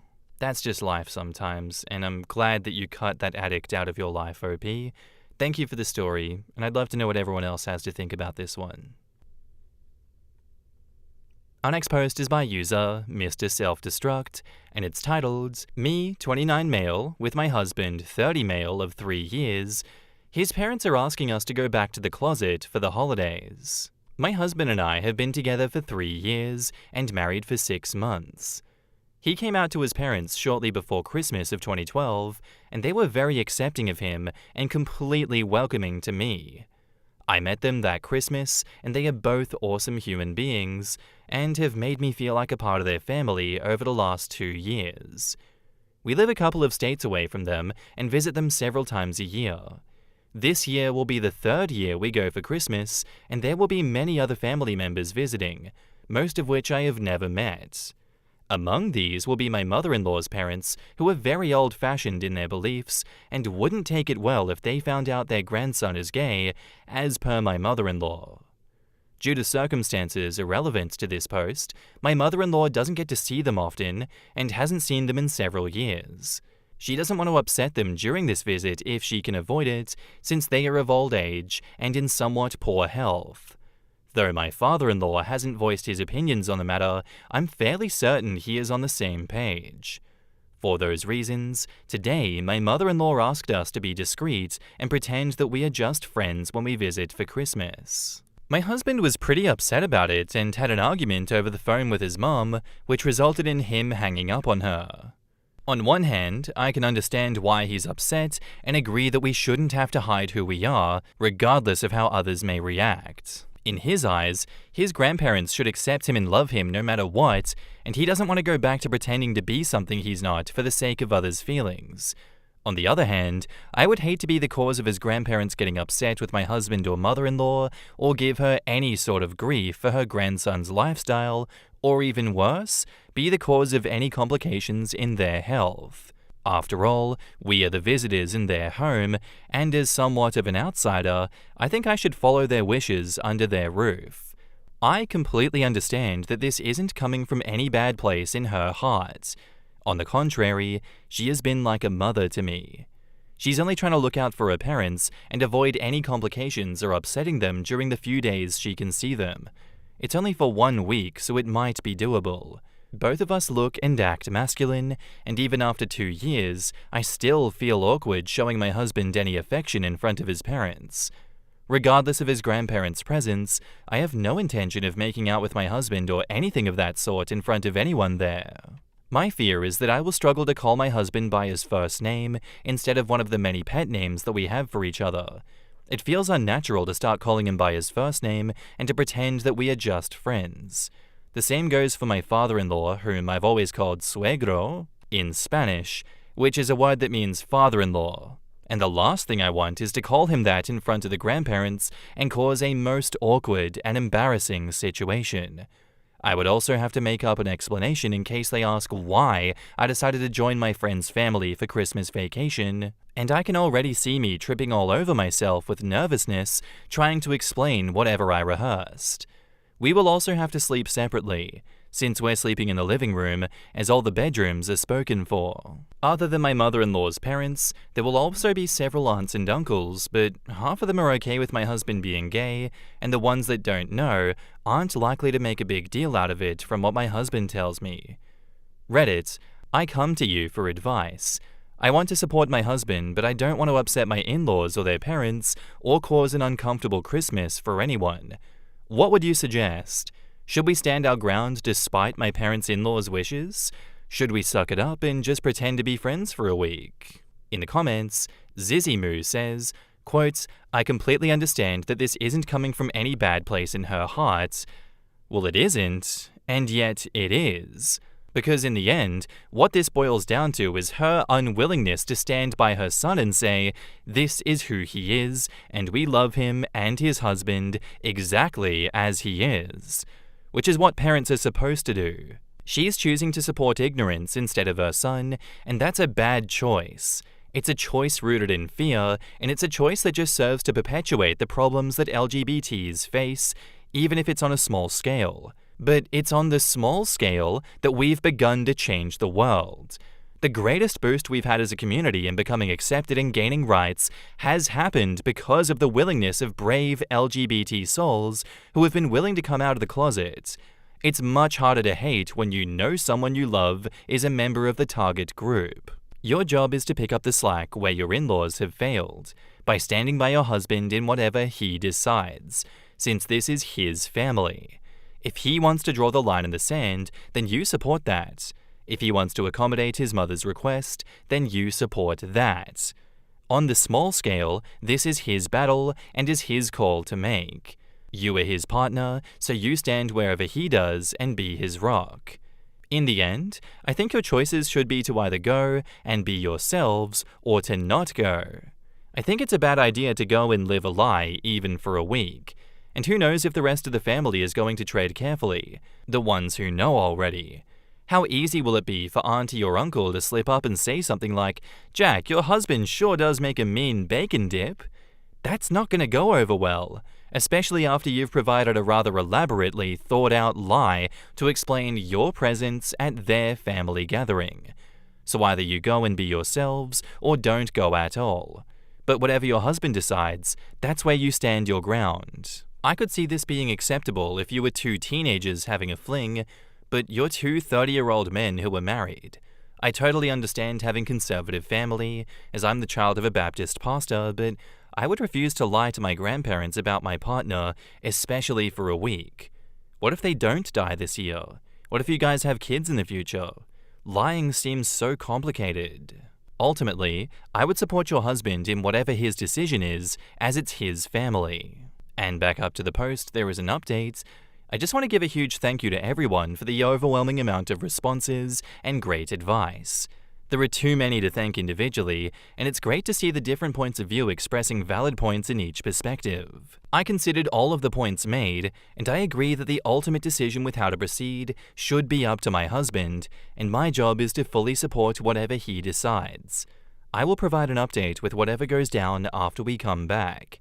Thanks again, and I hope each of you has a great holiday. And now, onto the update, 21 days later. Several people requested an update from me, so I decided to post one instead of replying to each one. First, huge thanks to everyone who offered words of advice and encouragement. It really helped. My husband read all of your suggestions and responses, and he was torn between what to do. But I gave him my full support with whatever he chose. He decided to reach out to his aunt, who was the one bringing the grandparents with her. Let's call her Martha, since that's her name. Martha has my husband on Facebook and knows he's gay and accepts him. My husband sent Martha a message asking if she knew if the grandparents had any idea about him or if any rumors about our marriage had already made it to their ears. She said they had heard rumors of him and didn't take it too great. Grandma made comments about it being a tragedy to the family and feeling sorry for my mother-in-law. Martha told her that it's every mother's wish to see her children happy, and if my husband was happy, there's nothing to feel sorry about. She assured my husband that she would prepare both grandparents with the news that we would also be there for Christmas week and advise them to keep their personal opinions to themselves. They arrived to Phoenix one day after we did, and I awkwardly introduced myself by name. I didn't mention who I was or why I was in that house with their family. I just let it be assumed that I was the guy my husband married. His aunts were super welcoming and accepting, and his grandparents were very kind. The question of who I was never came up. It was a don't ask, don't tell situation for the whole week, and everyone was just fine with it. I wasn't affectionate with my husband in front of his family, but that was regardless of his grandparents' presence. I still call my father-in-law by suegro, which means father-in-law, even in front of all of the family, and nobody seemed to mind at all. I didn't interact with the grandparents too much, except to ask if they needed anything. They are very weak and would spend most of the day being helped to their bed or downstairs to sit in the living room. They didn't go out much either because they thought that it was too cold and would get tired quickly. I only shared a bit of casual conversation with both, and they were very kind to me, and both gave me a hug when they parted back home. The closest there was to any drama was a point in which the grandpa made a comment during a conversation about a relative of theirs not being fit to raise his daughter due to his lifestyle, referring to some gay uncle who lives in Mexico. I didn't personally hear it, but my husband's aunt came to me to ask me not to pay any mind to the old man's opinions and to understand that he is just stuck in his old ideas. I later learned why it wasn't a big deal. All in all, we had a great Christmas week. In the comments, PhotoGC says, "I'm very glad this turned out so well. I have family that are gay and in a long and loving relationship. During Christmas, they come together, sit together, leave together, and everyone in the family is aware of it and comments on how adorable they are. But we all keep it hush around the great-grandma of the family, as she's old and they just don't want to cause any drama. It's not about being ashamed or not accepting of them or their love. The family just knows that it would do no good. They won't be alive for much longer, they will never change their opinions after so long, and frankly, the cousins know everyone loves them. It may upset some, but sometimes the drama just isn't worth it when you only see them once a year. It would be different if it was a bigot with a decade of their life left, but when it's old people with a handful of years left at most who never leave their house to perpetuate their close-minded views, it's not worth it." Yeah, I guess this is a sort of a happy ending. But man, having to hide who me and my spouse are because it would upset my family, and that being more important than who we are, wouldn't fly for me. I hate that when it comes to older people, the argument about them being from a different era comes up or whatever. Yes, and then they arrive in this era via the passing of time and changing social norms and laws. So they need to make a conscious choice to reject education, awareness, and empathy. I remember my nana, 70-something at the time, who grew up poor and with little education, huffing in frustration that gay marriage and equal rights was even a question, that it should be legalized here in Australia because it was the right thing to do. Later I came out to her as queer and she just said, "I figured," and went back to her book. I miss her. This one rings true to me simply because it's realistic. This is the way that some people choose to handle things, and it's fine. Even if it's Reddit's first solution, not everyone wants to go through the stress of fighting or cutting someone off when you don't even see or care about them that much. Like, they've been married for 3 years, and his grandparents haven't met his husband, nor do they even seem aware that he's married. Why go through all of that while involving a large family which will probably poke their noses in and opine about the issue for people that you barely talk to? Yeah, and that rings true of pick your battles, really. There's a lot of situations where you can just pick your battles if you want and just ignore it. This seems to have been a good middle ground solution, and it all worked out fine. I think perhaps it was just a little bit of overthinking, and that's okay. You know, better to be overprepared than underprepared in case the worst happens. Thank you for the story, OP. I'm glad that all went well, and I hope that you and your husband continue to have a lovely life together.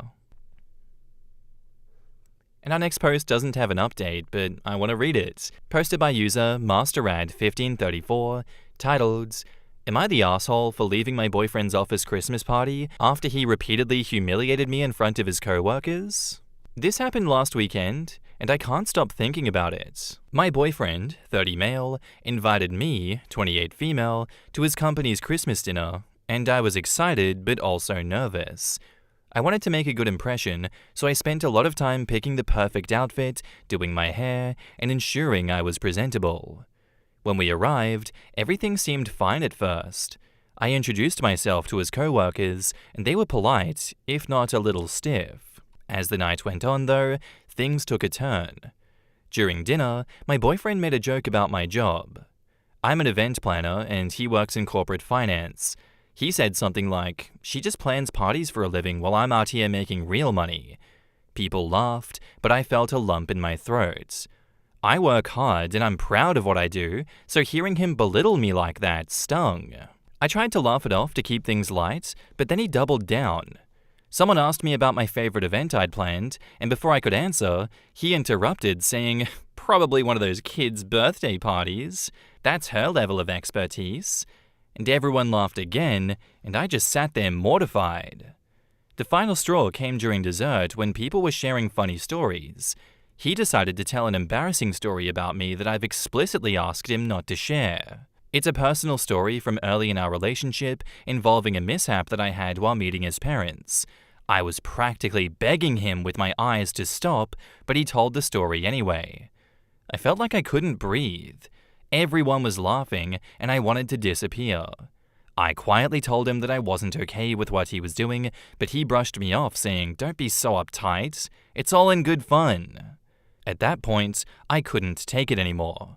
I excused myself, thanked the host, and left. When he got home, he was furious, accusing me of embarrassing him by leaving. He said I made him look bad in front of his co-workers and that I was being overly sensitive. Now he's refusing to apologize and insists that I owe him an apology for overreacting. My friends are split. Some say that I should have stayed and just dealt with it later, while others think that he crossed the line. So am I the asshole for walking out? In the comments, Electronic Ladder says, "Not the asshole. Why is he still your boyfriend? Dude is a huge asshole. Ditch him and whichever friends are siding with him. They are all trash." And OP replies, "Honestly, I'm starting to question it myself. This isn't the first time he's made me the butt of a joke, but it's never been this bad or this public before. I thought maybe he was just trying to impress his co-workers, but at what cost? As for the friends siding with him, yeah, it's making me rethink some of those relationships too. He should be your ex. If he loved you, he would be proud of your job and would have been your biggest cheerleader. Instead, he used you to stroke his own ego, even knowing he was hurting you. He shouldn't need to impress his co-workers at your expense, ever. It's concerning that he consistently puts you down for laughs. You deserve someone who uplifts and respects you, not someone who derides your accomplishments. Not the asshole. Why are you with this jealous, insensitive, very low self-esteem douchebag that gets to feel like the man by putting you down? He doesn't respect you. You apologize when he grovels for forgiveness, but do you trust him after this? OP replies, respect should be the bare minimum in a relationship, and this showed how little he has for me. Trust is definitely shaken, and honestly I'm questioning if there is anything left to salvage. No, there's not. If he was apologizing profusely, maybe it would be worth another effort, but instead, he's demanding an apology from you. Just be done already. Demanding an apology means that he doesn't see anything bad in what he did, and he'll probably do it again. Girl, it's time that you say enough is enough and move on with your life. Yeah, this is not someone that you have a future with. If you respect yourself and your peace, you will leave someone like this. His mask slipped, he showed who he truly is, he'll do it in front of coworkers, he'll do it in front of family, he'll do it in front of anyone. If it makes him look good and he can make you apologize for this, what's going to stop him in the future, like realistically? There's no going back from something like this. Him also demanding an apology from you is like starting a cycle of abuse with you. But even him apologizing profusely could also be the start of a cycle of abuse. There's many ways that people can abuse others. Either way, he's shown his ass in this instance. I would just be out the door that very second that he dropped those bombs on you. Good luck, OP, and not the arsehole. Am I the asshole for saying that I'd cheat on my wife for more money and a better job? My girlfriend, 21 female, and I, 23 female, recently went to my family's house for an early Thanksgiving. My family are all amazing cooks and like to assign other people with stuff to bring. I, being a horrible cook, was assigned board games and paper plates. This was my first time being told to bring something, and the first time girlfriend would be meeting my parents, so I decided to go all out. Me and girlfriend went out to a local game store and bought a few things. Here is the important bit. I got the Game of Life. Call me nerdy, but I like the game so much because I roleplay and act as my character in-game. My family likes to join in too, so sometimes it escalates into full-blown improv with a board game. However, I failed to tell my girlfriend that I would be acting. That was definitely my bad. The evening was going great. I was introducing girlfriend to my family, and they really seemed to like her. And then we busted out the games. We first played Monopoly, which I was also role-playing in with my brother, 28 male, and then we played Life. I was a struggling Frenchman who abandoned college to pursue his dreams. My brother was now my sister, who went to college and hated me. My aunt's and brother's wife, BW, were a gang, and girlfriend was just soaking it all in. At some point, brother's wife started to harass me because I married a pink peg. I can't quite remember how it devolved into me saying that I would cheat on the pink peg for more money and a better job, but I'm very aware that I said it, and in a very poor French accent at that. I didn't think much of it, given that brother's wife was saying worse things about her blue peg, but on the drive home, girlfriend absolutely blew up on me. Not just loud, stern talking too bad, but I had to pull over in a gas station parking lot because I couldn't focus bad. Girlfriend was mad because if I could do that to a pink peg, then what would I do to her for a better life? She also thought that the French accent was offensive. My family is fully French and so am I, so that really confused me. Maybe it was offensive because it was bad. Since we were already at the gas station, I offered to go inside and grab her some snacks, but she denied and said that she would come inside with me. I hoped we could talk it out while we shopped, but instead, every time I would pick something, my girlfriend asked if I would cheat on her for said item. We got home, and she's been giving me the silent treatment ever since. This is the first time she's ever acted like this towards me. I asked some of our friends about it and have gotten mixed opinions. Am I in the wrong here? Any advice on how to get her to talk to me again? In the comments, Unique Aberration says, maybe you should have explained beforehand, but it's literally a plastic peg. I would cheat on it too and I'm asexual, not the asshole. Ghost3022 says, I hate cheaters, but for the game, I would too. It's not reality. For the game, I would put a pink peg in, and I'm straight, because it's a game and doesn't reflect reality. Yeah, this feels like a mountain of insecurities wrapped up in a person, someone who could do with a good long bout of therapy and self-examination.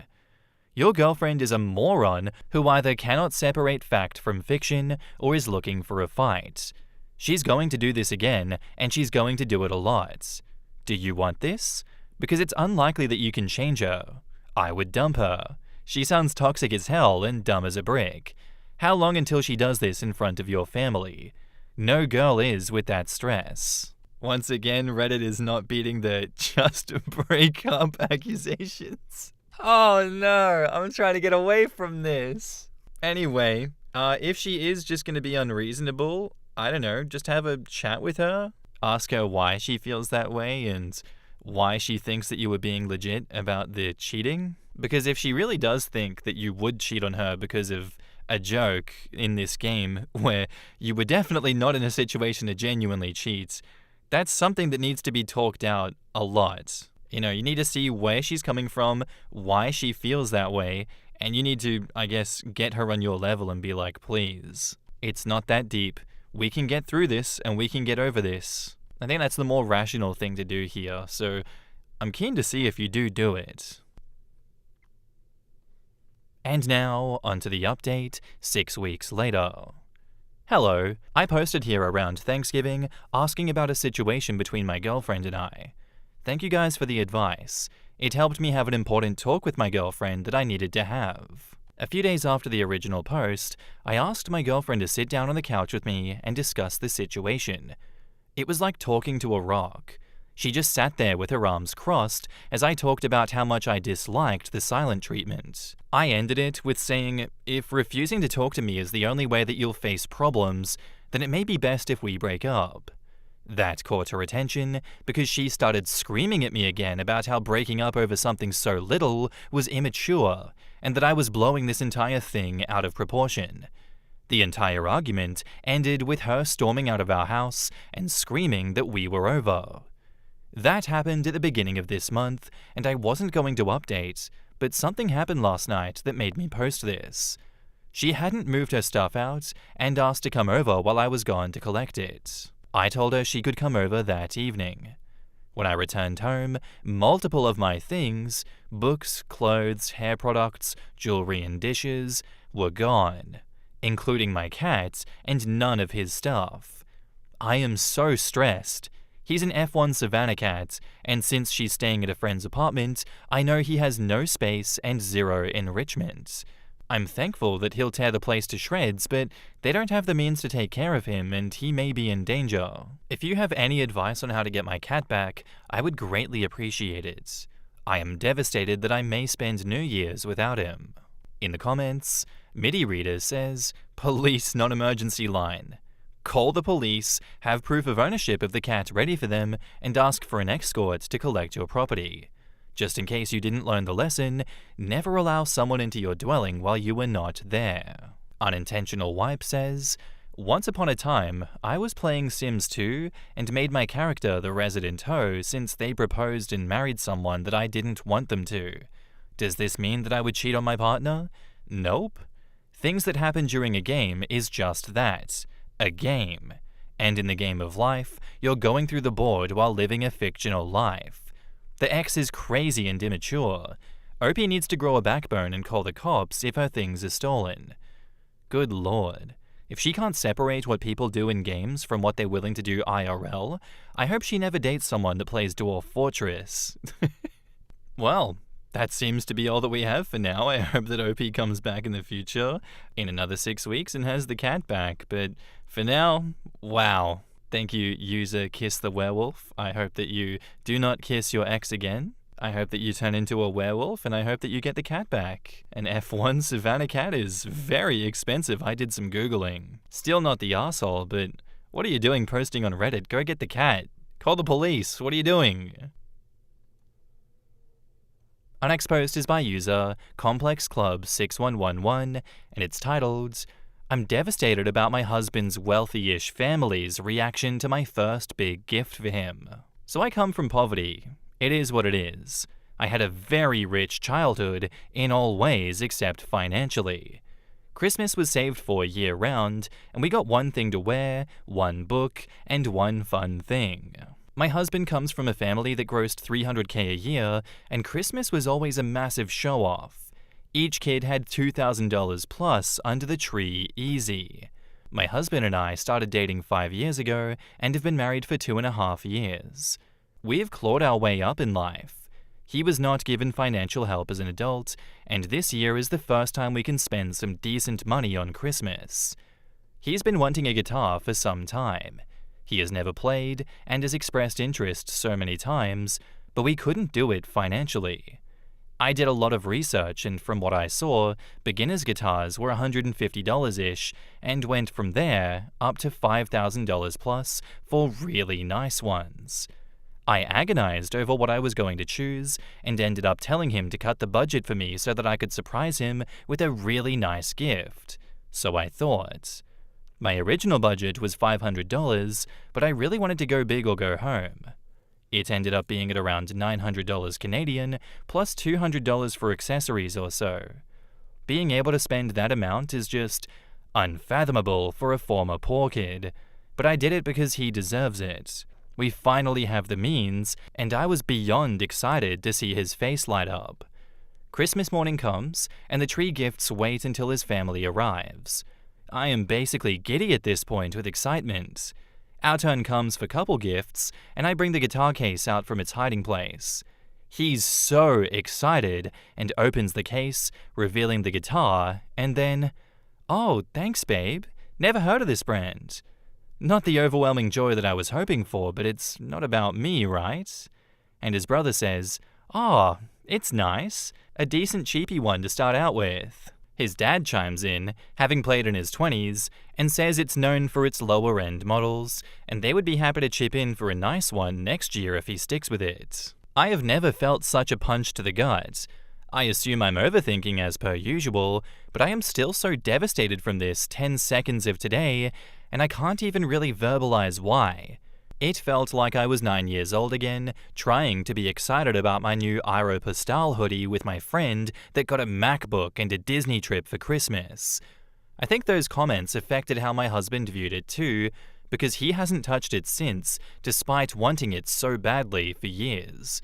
I guess I'm just venting. I feel so small and I just had to get it out. In the comments, someone says, "I'm wondering if maybe your husband had a specific brand of guitar in mind that he wanted, and that's why he reacted that way? Not sure if that'll help you feel better, but that was my first thought." And OP replies, "I don't think he did. He's usually pretty forward with things, and has never mentioned a specific brand. He's not super knowledgeable about any of it. My dad said that the brand is a common enough brand. I know his brother does have a Les Paul though, so by comparison, it definitely pales if he is only familiar with the very high-end names." Or what brand did you get? It's a Guild 250E. The person I spoke to at the music shop, Canada, said that it was a very good choice. He talked me out of the two other options and reassured me of the quality and longevity. I was actually quite shocked he didn't know the brand, even as a non-musician. A commenter replies, "Do you know the preceding letter for the 250E model? Guild has an interesting history of ownership. Having once been owned by Fender and now by Yamaha, they have some very good guitars across a wide price range. You got him a nice guitar, OP." And OP says, "Sorry, yes, F250E Blonde Jumbo. Not sure if that makes a difference." And that commenter replies, "Considering Guild has the F550E that retails at $4,600 USD, their family saying it's a cheaper guitar brand is extra rich. You got the right guitar. It's a nice price range from a trusted brand. The family is trash. Your husband probably is not sure what guitar he wants. I would take him to the music store and have him try out some models. Worst comes to worst, you keep the Guild." Another commenter asks, "How does he normally handle the class difference in your relationship?" And OP replies, "He honestly never mentions it. It hasn't been a huge hurdle. We did struggle to meet in the middle when it came to what is essential versus just wants. Both of us had a skewed idea of that. But I think he had to rough it enough at 21 to 26 to be based in reality 90% of the time. Christmas just seems to be the exception. Another commenter says, "It sounds like you're actually devastated about your husband's reaction to the gift, not his family's reaction." And OP says, "I think you're right. I was expecting him to be so excited, and then it just didn't really happen like that in the end. This guitar had been a passing conversation for years. My little sister was also very excited and helped me pick it out. So I think I also felt crushed for her too." Another commenter says, "You cut the budget from your own present and he agreed? Jesus, that's brutal. You need to think long and hard about potential children being exposed to this toxic materialistic mentality. Regardless of income, those comments were disgusting, but they seem set in their ways." And OP replies, "I still think he spent way over budget on me, so I don't know if he actually agreed. I'll give him that. He knows that I stress about money endlessly, so I'm assuming he just agreed to make me feel better about wanting to spend more. And as what he got her for presents, he honestly did. He was very thoughtful. He got me a purse I've been wanting for a hot minute, and quite a few other things that he took note of over the past few months. He definitely went over the new budget. Not the same price, but I really and truly am not a gift person, so the thought is 100 times more important to me." And someone else says, "Just an assumption, but even when he had it rough, he did always have his family to fall back on, as in he wouldn't be homeless or anything. That gives a very different mentality to someone who does have to genuinely fear homelessness, and honestly, I think spending your childhood and many teen years in financial comfort is going to have a much larger effect on someone's values than a few years of scrimping and saving as a young adult." OP replies, "Yeah, I suppose our idea of roughing it definitely differed. There has always been the safety net. He was pretty good about not using it and holding his own, but it was definitely still there." And OP expands, "He got a taste of normal life because they didn't give him money to start out. He had to get his crappy minimum wage job like the rest of us and work up from there. Our collision of worlds has always been good because he reminds me that I deserve new jeans when mine have holes, and I remind him that he doesn't need a new pair of jeans every week. So it's only really when we're with them that he reverts back to this." Someone else says, "I can't help but mention that I came from a household whose parents grossed a bit more than you mentioned, and Christmas was never $2,000 plus per child. That level of gift giving sounds excessive for reasons beyond income. What you got would have been a special gift by my or my family's understanding." And OP says, "It is completely infuriating to watch. The first year actually made me so mad. To remember my parents scraping dimes together just to get me a book, and then to watch two grown men completely surrounded by their new consoles, an entire new wardrobe, so many things. I cried wondering what I'd gotten myself into. His mum went so overboard on me as well, and I can't even explain the guilt I felt. Will he stand up for you in disagreements with his family about where to live, how to raise your children, against snide remarks from family members? If he doesn't have your back now, he never will." And OP says, "Yes, in other ways he definitely does. His parents disagree with many things we're doing with our daughter, namely getting 99% of things secondhand, aside from car seat and mattress, and letting her get dirty. The horror! And he's usually quick to tell them, 'My kid, my rules.' This was not typical behavior, which made it sting a little bit more, I think. I just think that family is full of assholes. Where is the niceties that come with having wealth? Like, if you're that rich, and you know you're that rich, do you not know how to act around people that aren't as rich, and will obviously get jealous and feel bad when you treat them like shit for not having money? It's just such a culture problem within that family. They've normalized being complete assholes. Oh, it's nice, a decent cheapy one to start off with. Yeah, you only dropped over $1,000, OP. Smells like poor over there. I don't know. I wouldn't want my kid being indoctrinated into that culture either. I can imagine that would be quite damaging to them over time. Maybe it's for the best that you have a talk to your husband, OP, and you start setting some ground rules and some boundaries and distance from that family. They sound really toxic. And now, onto the update, posted the next day. So I spoke with him this morning, trying to be very calm. I'm not confrontational by nature, so I put my anger aside and went into it with patience and grace. I asked if he was upset about the guitar, either the brand choice, the appearance, or something else, and I told him that my feelings were hurt when his family made comments, even if unintentionally, that made it seem like I chose a child's starter instrument or something. I explained that I had put a lot of thought and research into the build, the color, everything, so to make sure that his first experience with a guitar was very positive. He was shocked to hear that I'd been thinking about it that way. He didn't think twice about what his family said. He apologized for their reaction and his, and explained that his comment about the brand was nothing more than what it seemed. He had never heard of the brand, that's all. He said he loved it and was just caught up with the craziness of Christmas, which is why he hadn't played it yet. It eased my mind a lot. I guess I'm just used to over-the-top reactions in my family. I think I'm still disappointed after a month's worth of excitement building was slashed pretty quickly. But at the end of the day, knowing he likes it makes their opinion mean a lot less. In the comments, Peter says, I mean, I am a bit happy that Opie and her husband are able to work something out, but man, those in-laws deserve coal. This ain't close to being over. Those in-laws are going to keep trying to push her out until he either does or pushes them out. Ironically, Opie is the only one that knows anything about guitars because she's the only one who did any research or spoke to anyone about them. He really didn't correct them, and he did not play it yet. He failed twice at damage control here. Well, I don't think he was paying enough attention to notice that there was damage to control until she mentioned something. He definitely should have though.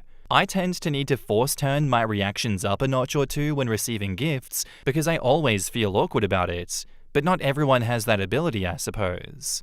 Or maybe he's just so used to his uppity family saying shit about cheap stuff that it didn't cross his mind to even think twice about it. Yeah, like a built-in filter coping mechanism where he just literally doesn't even acknowledge that type of shit anymore. I have that with my family about different topics sometimes. I'm pretty sure that the husband had big dreams of being a cool guitar player because it aligned with his self-image. Now he either has to put his money where his mouth is and learn to play, or look like a dickhead. My guess is that in his head, he thought that one day he would get a sick-ass guitar, and even if he didn't learn to play it, at least people would think he was cool by proxy. A brand he doesn't know doesn't suit this plan.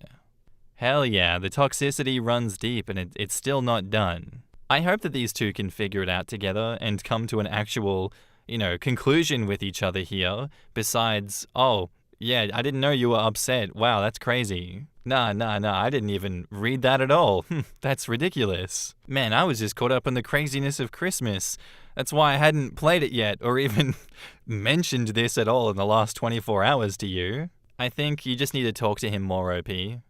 Just have more conversation with this man to get even more out of this that you need.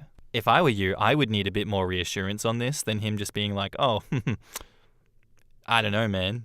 Because that's the energy that I'm getting from him with this. It seems like he's just ignoring the problem and not addressing it. I don't blame you for being in your head about it, and I don't blame you for still being disappointed. We need some more conversation between you two. Just let the thoughts out, please God. And that's where I'm going to end today's episode, guys. I do hope you enjoyed. If you did, let me know what you thought of it in the comments down below, and I'll see you in the next one. Bye!